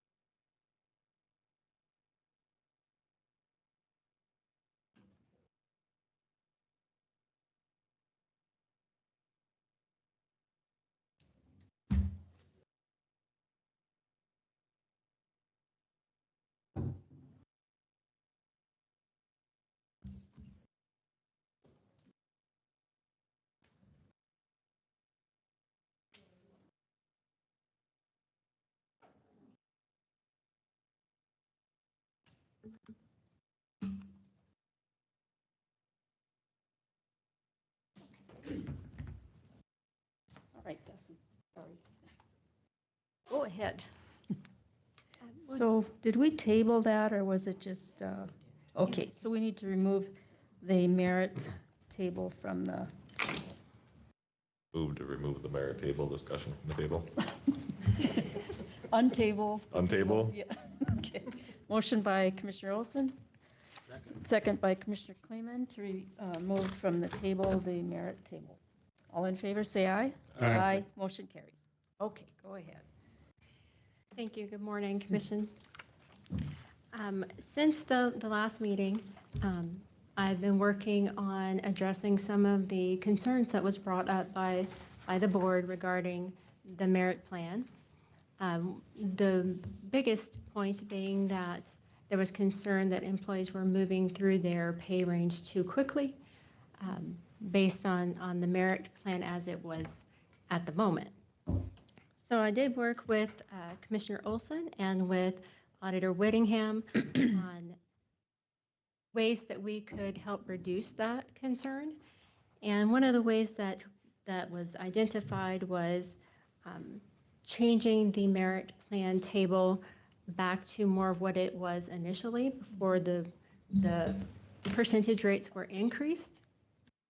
So we did work on that, and actually they are the middle two columns of that merit plan are where 74% of our employees lie in their point in range.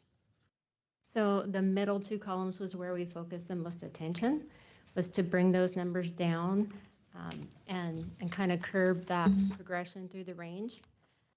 I would like to note, though, that the first column, those numbers are still higher, and the point is for our new hires when they come in, the newer people should be progressing through their range a little bit faster based on merit. So we did keep those higher. And we also identified that we only have one employee who lands in the last column, which is the highest point in range.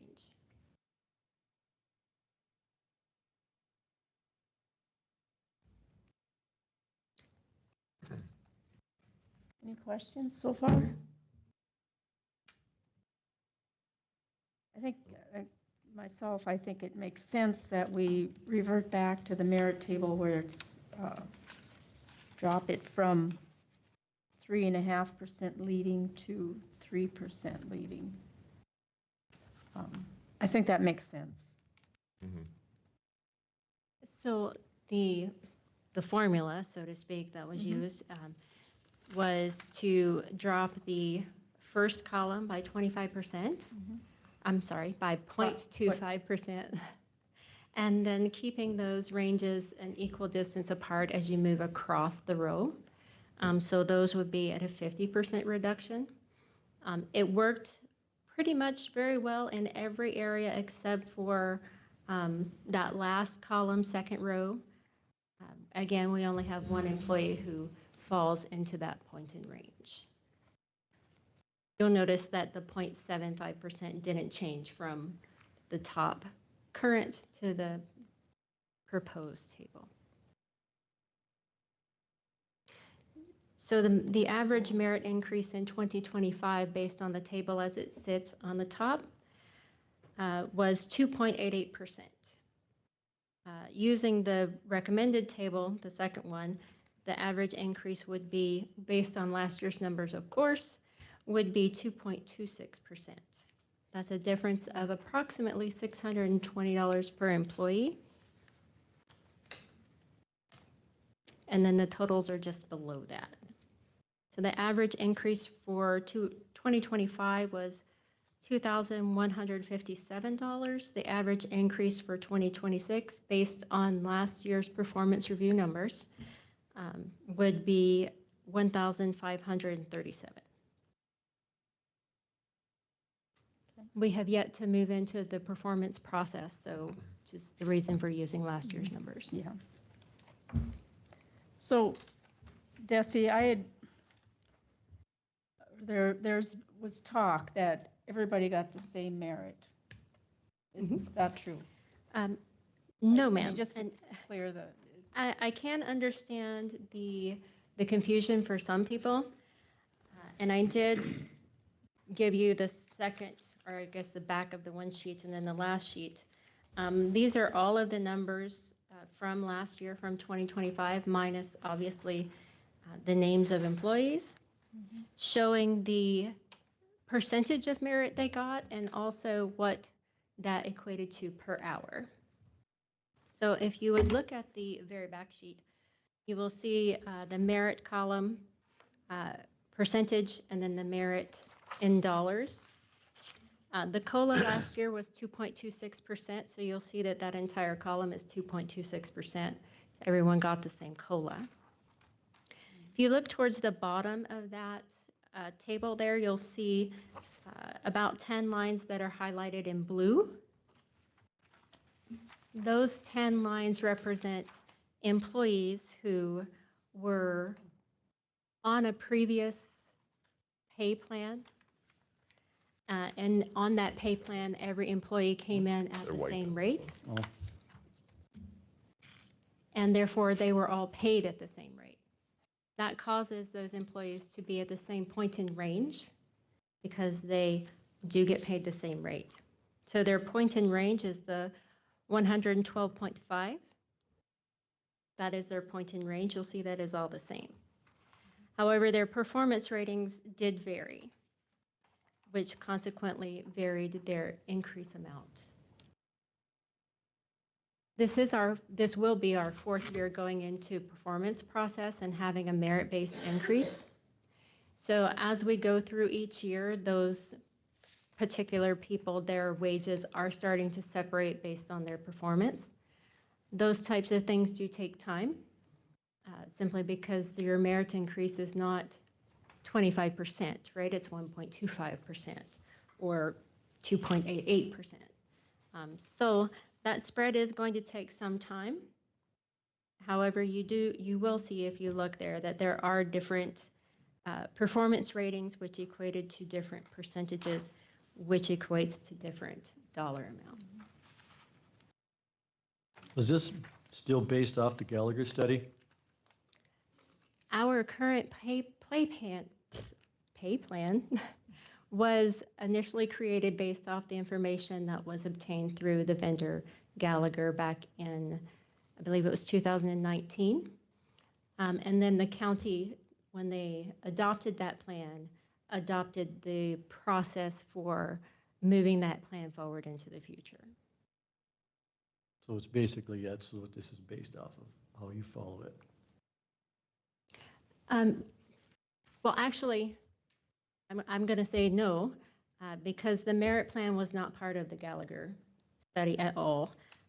Bringing in performance reviews was something that the department head group brought to the board after the pay scale was implemented. And then from that, obviously, the data on the other two sheets come from that merit-based increases. That was not part of that study. Yeah. I remember when I wasn't on the board then, but the commission at that time felt we needed to do something, that there were no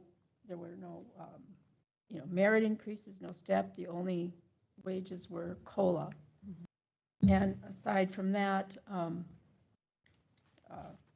there was just, they felt that we needed to do something to be fair. There was inequity in what we were doing. There were, I think it was the weed department and the road department had the pay scale for those positions, but there was nothing for anyone else.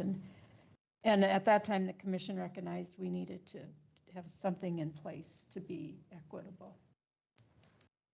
I think back then when they did adopt or go by it, I know I've got a copy here with some of the increases were unbelievable.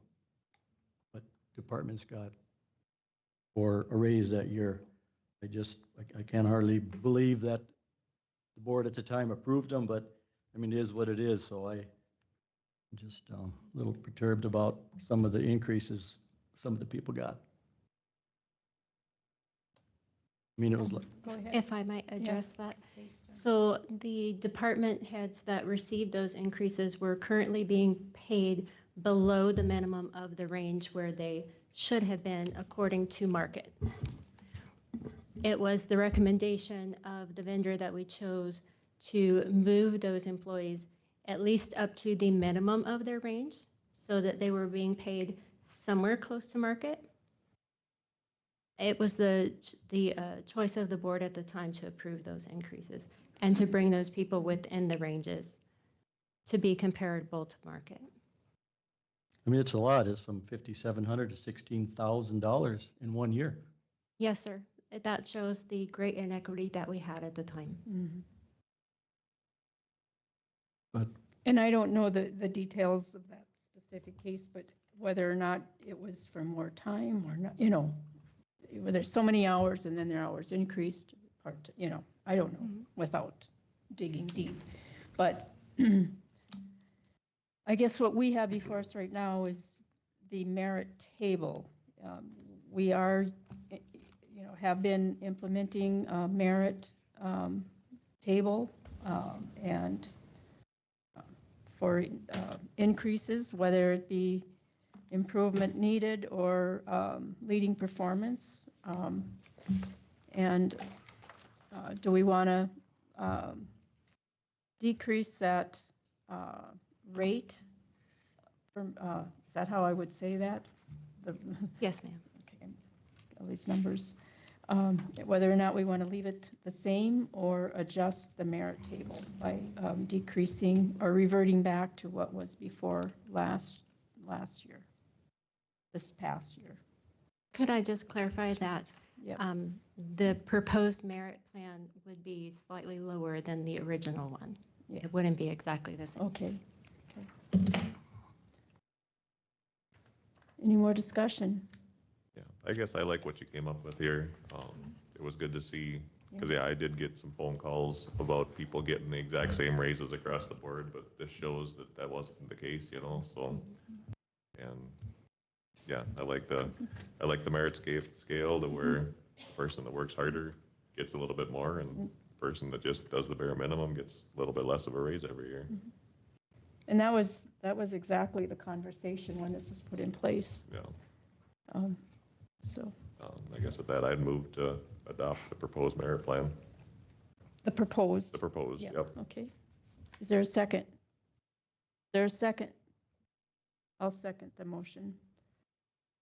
I guess without, just for clarification, without doing this, we would be back to the current table because that's in place right now. Yes. Okay. Hearing. Madam Chairman, okay, say we give a 3% raise, and then the merit is 2%, that's a 5% increase in wages, right? Correct, depending upon what the board chooses to do for cost of living.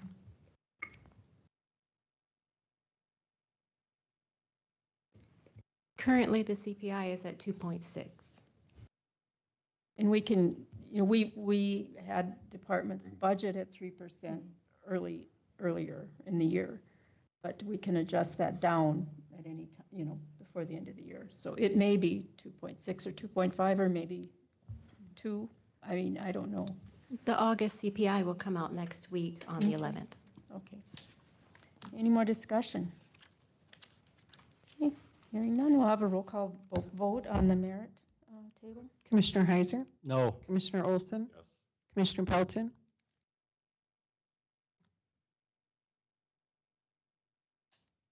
Better than the last one, so yes for now. Commissioner Kleeman? No.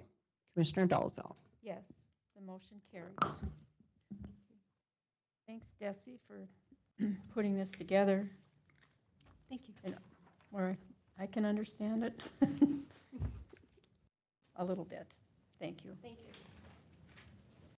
you. Great. Mike, see, on his way in. What's that?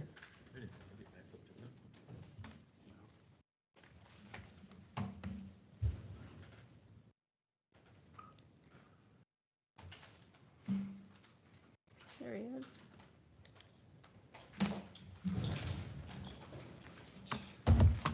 Give me a moment to get set up. You bet.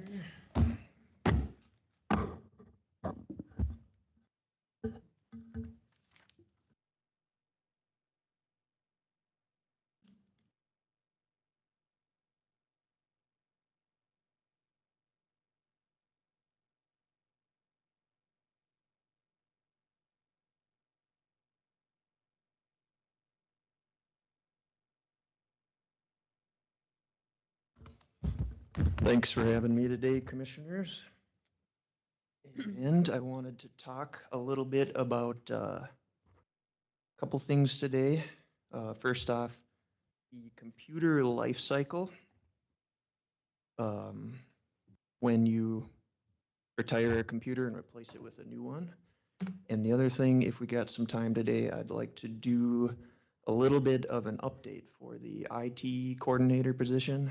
It's been about 6 weeks now, and just wanted to let you know what I was working on and keep Sounds- you sounds up to good. date. Yep, go ahead. Of course, my computer went to sleep here, so 1 second. Typical.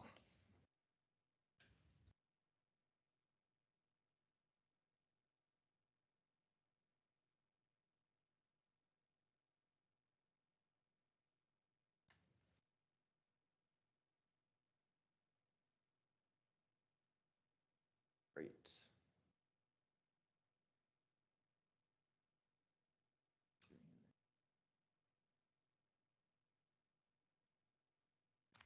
All right, so currently we're on a 4-year cycle.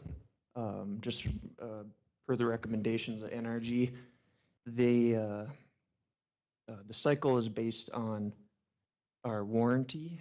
They expire after 4 years at the moment, and at that point they schedule they have an inventory and they schedule a replacement. That happened just a couple weeks ago where they could come out and install, and I helped with that to get all the programs carried over and everything and get the new computers in place. But I would propose and recommend, after researching and getting some feedback from NRG, moving to a 5-year life cycle. And that would be to save costs while limiting downtime. And I'll touch on some of the benefits, the pros and cons to consider. And I also wanted to thank Sally for bringing this to my attention. This is a great idea, and I think it's a good benefit for the county. So, of course, you save money on costs. We have currently 118 computers that are contracted with NRG. So they're on a rotation right now for 4 years. And an example for cost savings would be if you take 100 computers at $1,000 each to replace, just a rough estimate, then you'd save about $25,000 in the span of 5 years. That's pretty good. So another consideration is that the durability of modern hardware. There used to be a time when your computer would be outdated pretty fast. Things were developing rapidly, like storage and memory capacity and processing power, but nowadays computers are built for a little bit longer lifespan. You should get everything you need out of 5 years. And to confirm that, I did a survey with 8 of the staff who had computer replacements this year. And I also had some conversations with them. What we found was that they had very little change. And if they did, it was just minor improvement, comparing their old to their brand new computer. Also, there's a lot of factors involved with that when you have a fresh install of your Windows operating system and updated apps and proper maintenance and everything. Like old junk kind of accumulates over the years on computers. So just upgrading that maintenance can be a big factor in the improvement. Another factor to consider is the reduced IT overhead. So that would be replacement, time spent on replacements, procurement, setup, and data migration with less staff interruption. We found it takes not very long to physically install the computer itself, but then the process of configuring everything, getting the right applications, setting up remote access with the state, that took about another 5 to 7 days, and a lot of tickets and phone calls, and caused some delays, and that's to be expected with staff. But so that takes a little bit of time, and of course, a pro is the environmental impact. We extend the hardware use, we reduce the amount of waste. And addressing any drawbacks or concerns with that would be, of course, like the loss of performance on that 5th year. And a consideration there is that most county tasks that we do in the office, like emails and record management and using the Microsoft Office suite, they don't require high-end hardware. and I can offset this with improved maintenance now that we have the IT coordinator role. I can roll out software updates, and physically cleaning equipment makes a big difference, and cybersecurity, hygiene. This will all ensure reliability and extend the lifespan, and also staff that need more computing power with things like video editing, animation, graphic design, streaming, simulating. They already have upgraded PC specs, so we can do that on a case-by-case basis.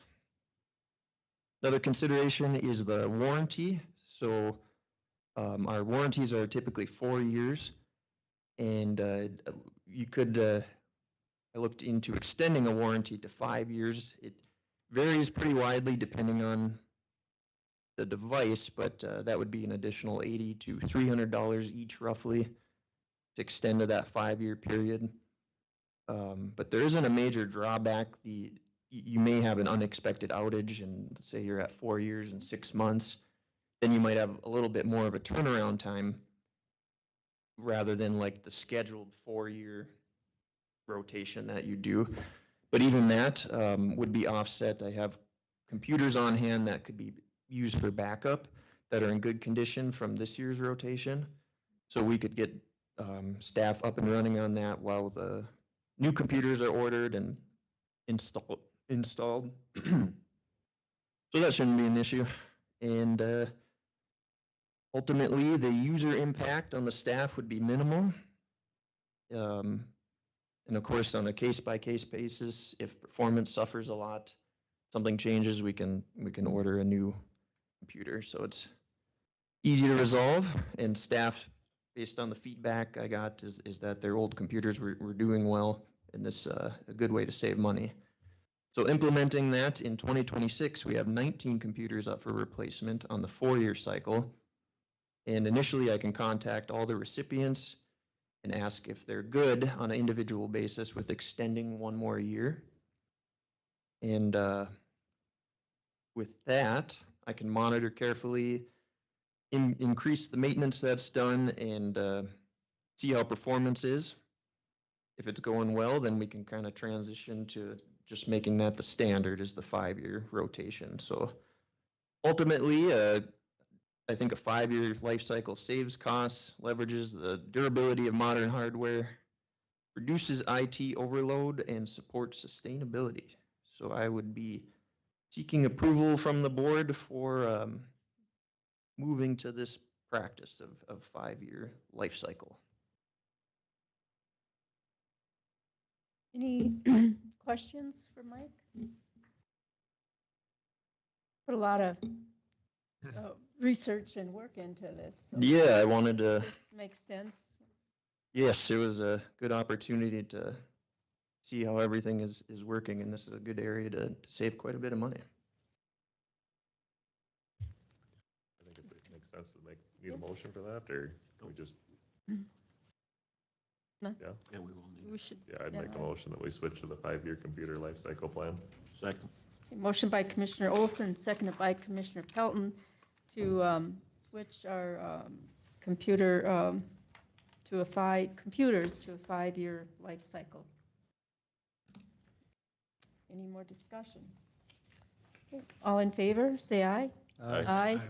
Opposed? Motion carries.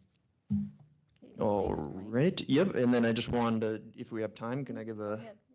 update on things that I'm working on? So firstly, before I do that, I wanted to just touch briefly on a couple of topics that are just a couple of concepts. One would be multi-factor authentication. So that would be things like looking on your cell phone, you get a confirmation code that you need to authenticate so that you can sign into your account, or face recognition, or like a key fob, just an additional factor to sign into whatever you're working on, your computer or application. It's been found that prevents over 99.9% of attacks that target login credentials. So if a bad actor has your password, or they're just brute forcing it with guessing passwords, that virtually eliminates it. It's super effective at getting that down.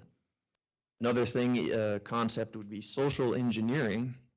And what that is things like phishing emails or phone calls where there's some human element involved.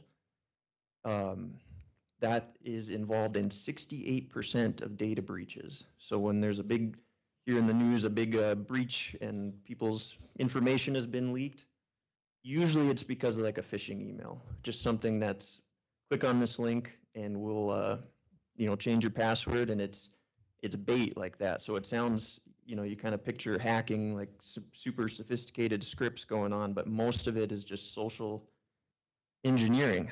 Works pretty effectively. So I want to help increase awareness of that. And hang on here. Looks like I got a email. I just gotta. Phishing email? 1 second. I'll just check this really quick. Folks, let me tell you, Dunn County, North Dakota, tremendous, absolutely the best county, beautiful country and lots of oil. We're gonna drill, baby, drill. But to do that, I'll need your date of birth and social security number. Thank you. Well, okay then. Well, so as you can see, they're getting sophisticated. The AI part of it is scary. They can generate with as little as 30 seconds of voice recording time. You can generate a clone voice. So all of us here, especially commissioners, we have at least 30 seconds. We probably have hours of recorded voice. So it'd be very easy for bad actors to recreate your voice.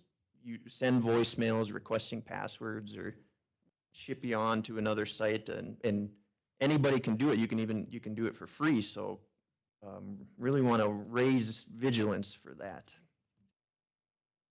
And with that, I'll just give you a few updates on the coordinator position, what I've been doing. A big thing is just of course the day-to-day IT support, and that involves just as it comes up, installing and configuring troubleshooting programs for people, especially with remote connection things with the state. It gets kind of complicated, and we have a few programs that rely on that connectedness. Adding and configuring network printers and calibrating those so that they operate, and they need a lot of maintenance, hands-on maintenance. So I'm glad I get time to do that. And also, thanks again to Sally. We had a power outage when I first started. It was, I think, week 1 or 2, and we have some uninterruptible power supplies that are kind of kaput. So Sally suggested we bring those up to speed, and that'll help protect from data loss. So if there's an abrupt outage, the power supplies will keep your power on so you can save everything before the generators kick in. So we procured and installed those uninterruptible power supplies for the office staff, and those have been working really well. Also, I've been compiling inventory, gathering and organizing all the IT assets, and recycling old equipment. And with that inventory, I've been able to provide and install more timely access to mice, keyboards, tablets, cable adapters, and audio-video equipment. So it's very nice to have that on hand, get that to people rapidly without having to reorder, so we're saving time and money. Also, been working closely with communications department, and also have assistance from Jennifer on web development. We launched a design overhaul for the Dunn County website.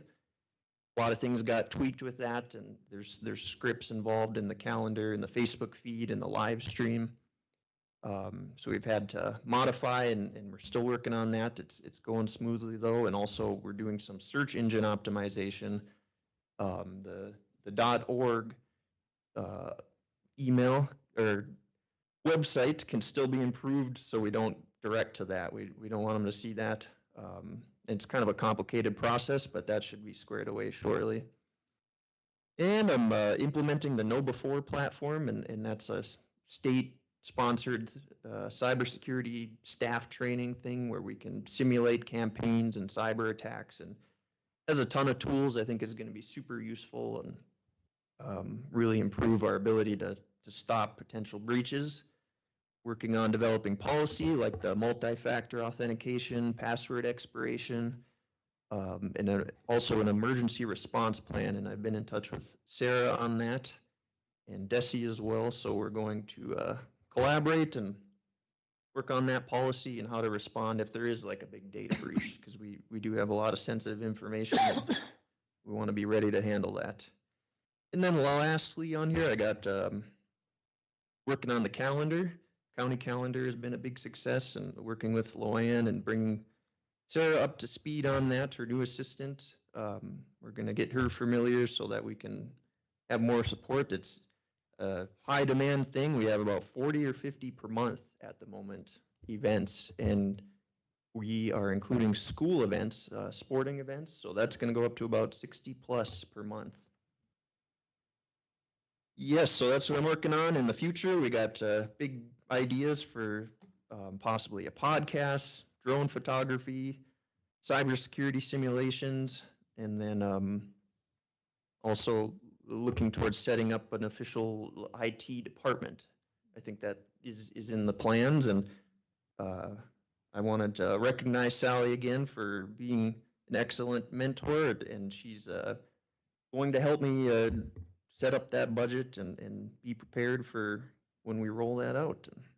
Otherwise, I'm looking forward to the future of the department, and that's all I have at the moment.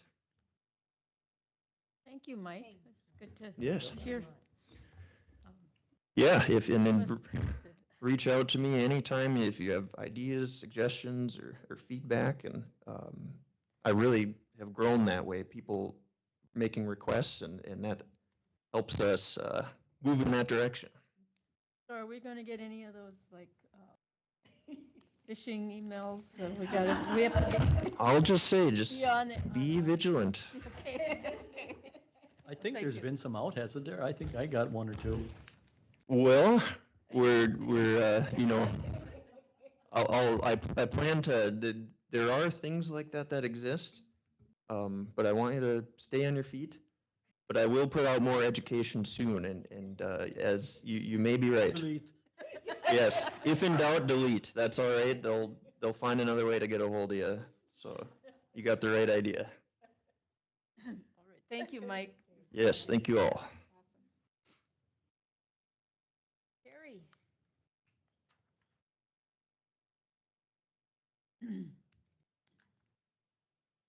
Sooner or later, but later. That's Yeah. okay. Good morning. Morning. I am here today because after many years of service, Melissa Benz on the JDA board has decided that she's going to move on and devote time to family and business. And as such, she has 1 year unexpired on her term. We have an application from John Harris to take her place for that unexpired year. The JDA board looked it over. They're forwarding it on with the unanimous. If you're willing to accept him and appoint him, they're happy to have John on the board for a year, at which point in time, should he decide to continue serving, he will need to reapply.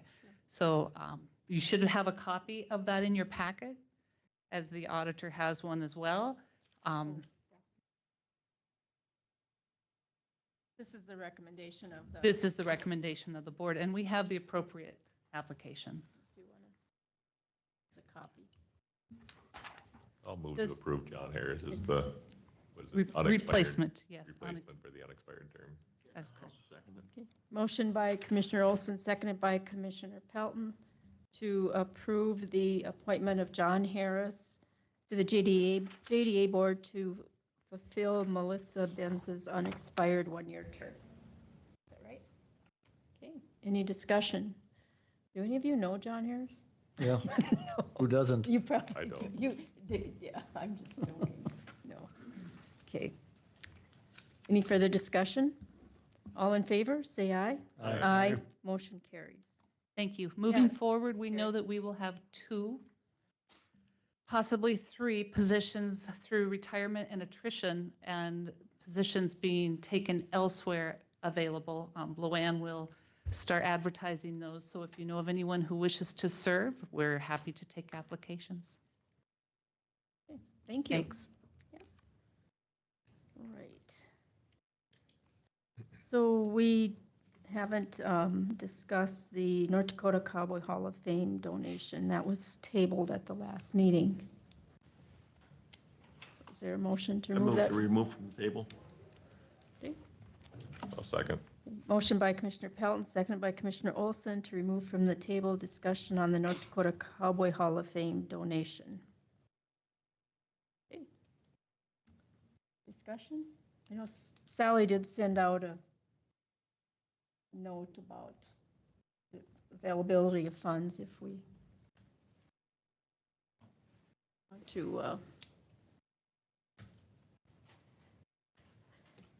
want to support it. Any discussion, anybody? I guess I've been talking to a few people, a few of them out of Watford that thought that was, how do you want to say it, probably Kansas County give too much to start out with. And I guess I'd like to just keep this tabled for a while until we find out what the rest of the state does. Because this is the North Dakota Cowboy Hall of Fame. And see if they get anybody from Fargo or Bismarck or anything to put any money into this.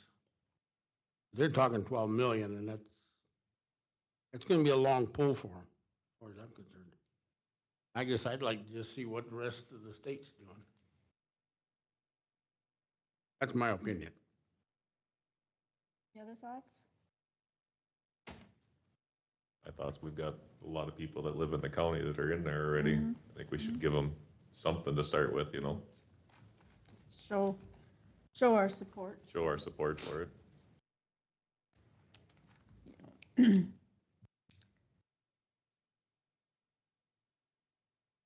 Any thoughts?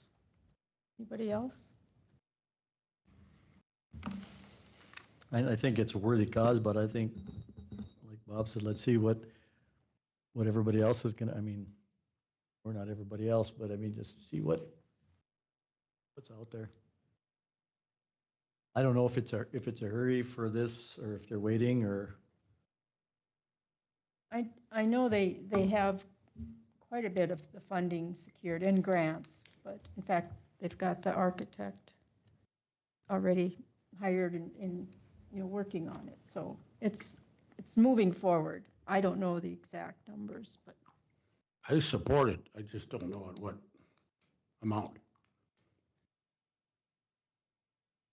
that's why we relied on Sally, so she gave us a number, so I guess. Yeah.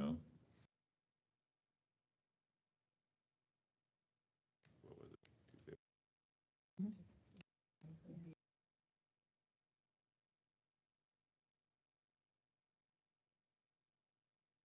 I'd move we donate $250,000 to the Cowboy Hall of Fame. okay. Is there a second? I'll second it. Okay. So there's a motion to donate $250,000 to the North Dakota Cowboy Hall of Fame by Commissioner Olson, seconded by Commissioner Pelton. Any more discussion? Okay, we'll have a roll call vote. Commissioner Heiser? Yes. Commissioner Olson? Yes. Commissioner Pelton? Yes. Commissioner Kleeman? Yes. Commissioner Dalzell? Yes, motion carries.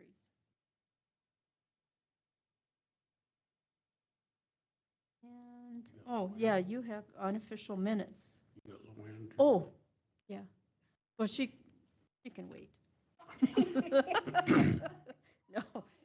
I guess No. I'd like to make a motion on the unofficial minutes, be posted in the website 1 week before our next meeting. You said you'd like to make a motion? There's a Oh, motion. it was a motion. Is there a second? Is there a second? I'll second it. So there's a motion by Commissioner Pelton, Kleeman, seconded by Commissioner Pelton to post the unofficial minutes on the website 1 week before the next meeting. Any discussion? Sally, do you have something to say about this? You do the minutes. Depending on the time of the year, honestly, I can't promise that's going to be done. When we have elections and we have budgets, that's not the only thing that I have going on. It could be a problem. It could be a problem to get that done. And my other concern about posting unofficial minutes is before you guys have had a chance to look them over, once the word is out, it's out. It doesn't matter if it's unofficial or official. And if we have to change something, what's out there is already out there. The damage is already done. In my personal opinion, I don't think it's a good idea to post unofficial minutes. I don't know of any other county that does post unofficial minutes.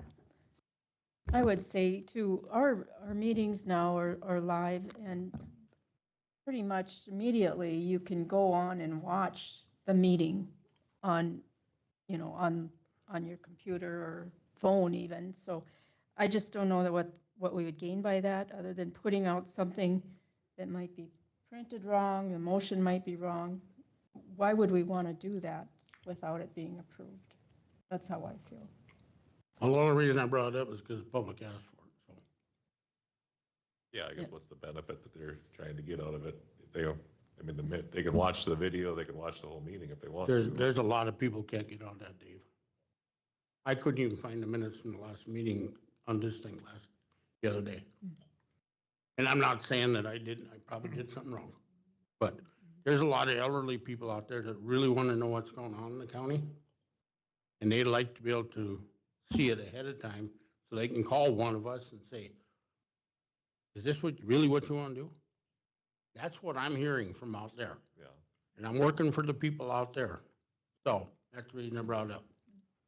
So if they're not able to watch the video, are they going to be able to get online on the website and look at the minutes then? I don't know. Yeah. That's what they're asking for.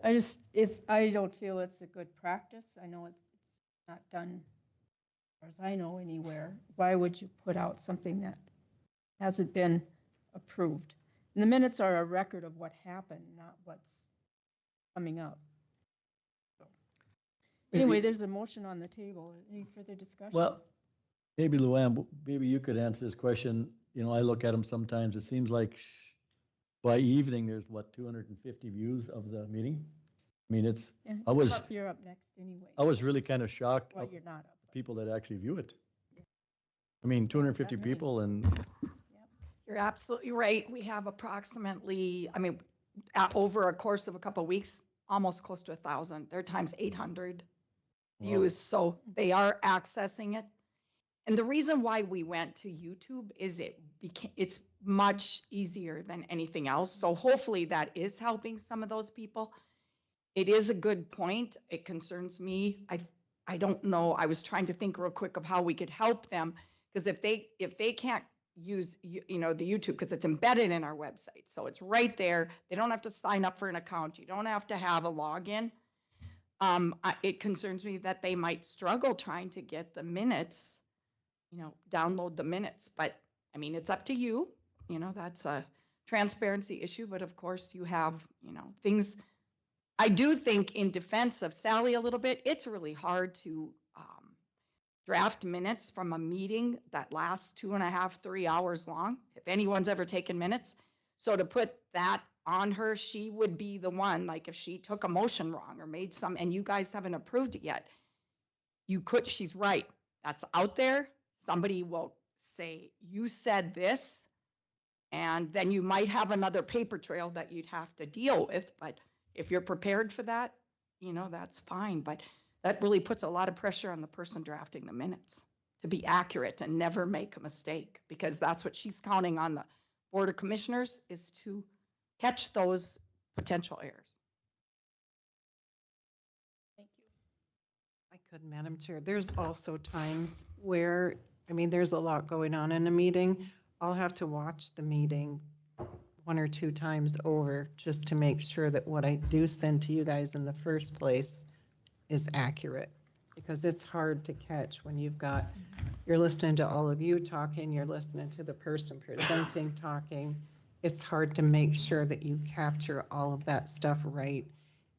And my only concern is, like I said, once, it doesn't matter if they're official or unofficial, once that word is out there, that's gospel, that's what people are believing in.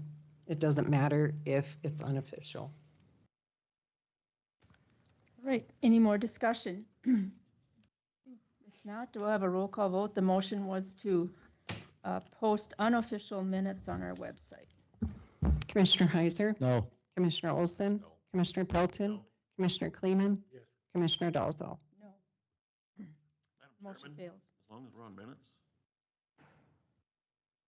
We had an error in our last ones that we approved here. There was a wrong date in it. Hmm? For our housing authority, it says the meeting will be September 28th. It was August 28th. Good example then. That's difficult. Thank you, Craig. I did it earlier and I forgot about it. We did it.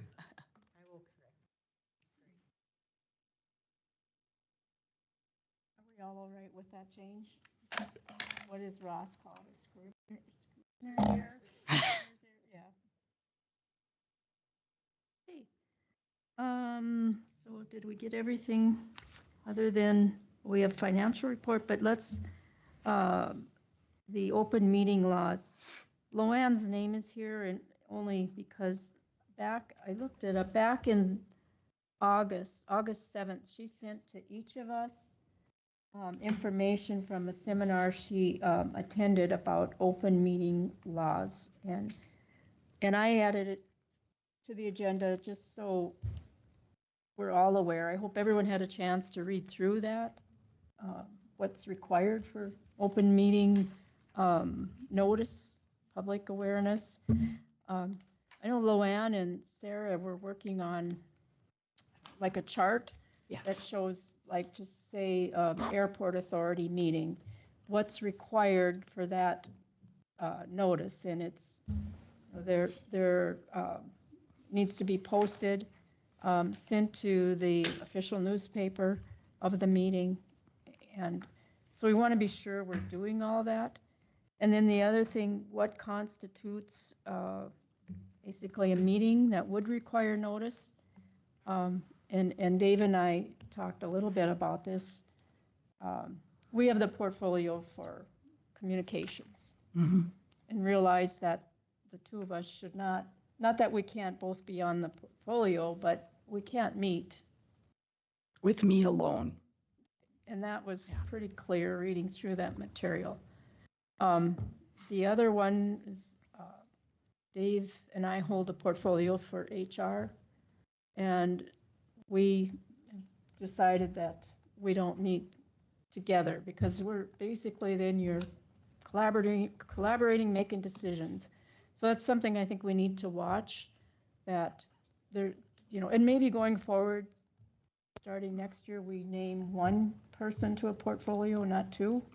That would take care of that. And Madam Chairman, is if you choose to do that, you have to post it though. And that has to be posted saying, the newspaper has to be notified and you have to post it on the room stating that you're going to meet, because it's official, it's considered official. So you can do that.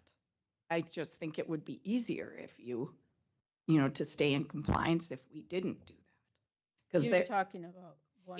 If you have two meeting with a portfolio, two portfolio holders meeting with me, then we just have to post it. We can't you can't talk about county business without posting it. Let the public know. That's just the way the law is set up. But if you have one portfolio holder and one other commissioner? It's the same, that's. I don't think so. No, I did. I asked. I think if you look in your email that I sent on August 7th, I got an attorney general's opinion on it. I've got one too. Oh, okay. Well then, how come you didn't tell me, Al? Because I could. I'm supposed to mind my own business. Oh, I didn't say that. Yeah. No, There's been some talk about it, and I think there was Attorney General's opinion. I did get that from the Association of Counties.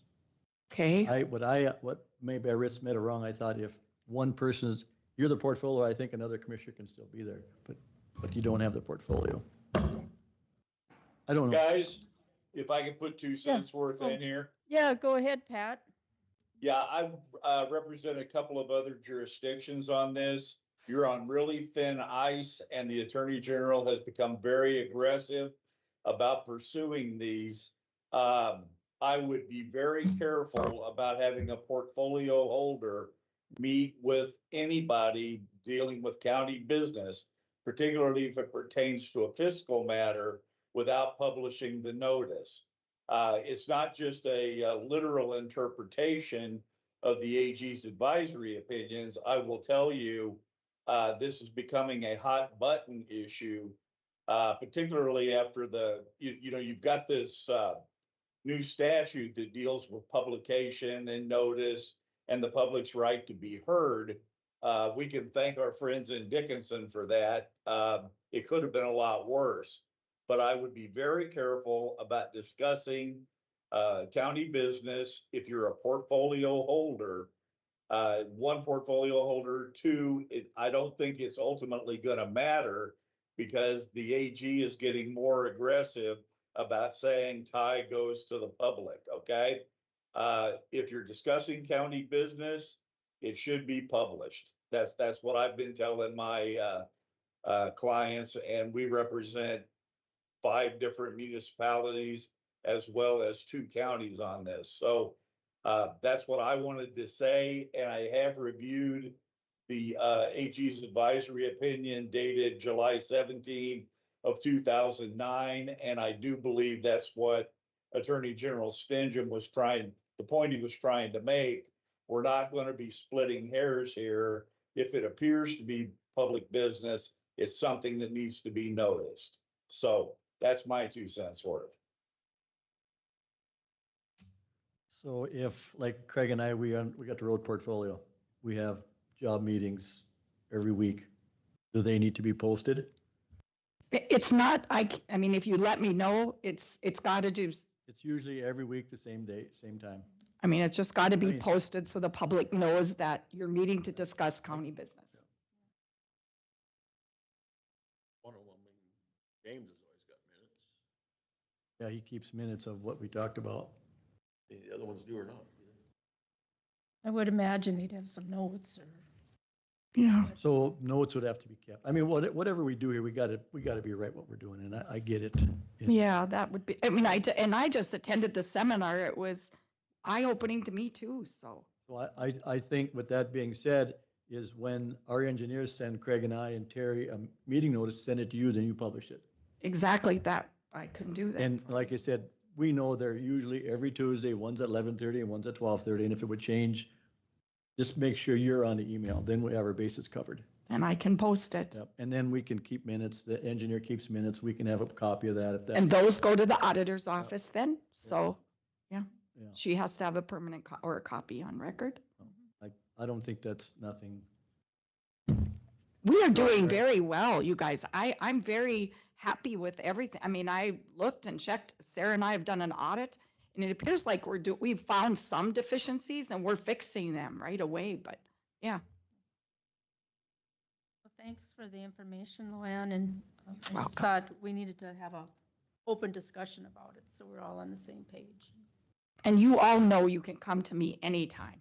If I send you an email and I say it's for information, you can call me if you want. I really did think somebody would call me on this, so anytime, you know, you can call me anytime, day or night. Okay? Thank you. Sorry we disappointed you. You did not. Call Luann now. Yeah. Start calling me at night. Why Well, I not? know when your phone's off, you got your do not disturb on, so. Stop. That's because I'm driving, like you Oh. all should be. Okay. Thank you. Thank you very much. Thanks. Right, Sally, financial report. What you got? Right, so we're still working on the county bank balances and stuff, but I did want to let you guys know, because of interest rates and stuff are up, we are pulling in about $225,000 a month in interest alone off of our DDM accounts, our money market accounts, our regular checking accounts. So that's really good that that's up.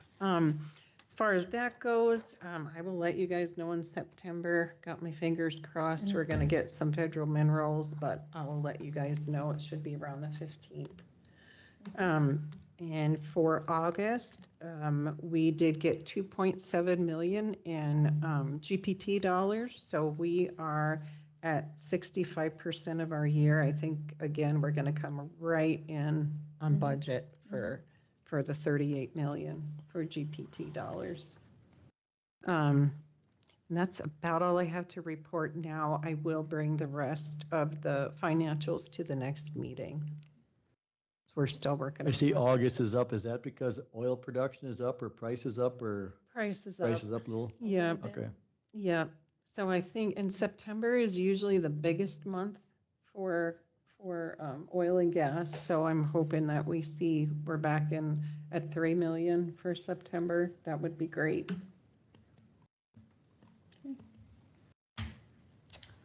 Sounds good. Thank you, Sally. Okay, is there anything else? Bob, this is your cue. Motion to adjourn. Is there a second? Second. Motion by Commissioner Kleeman, seconded by Commissioner Olson to adjourn. Meeting adjourned at 11:56.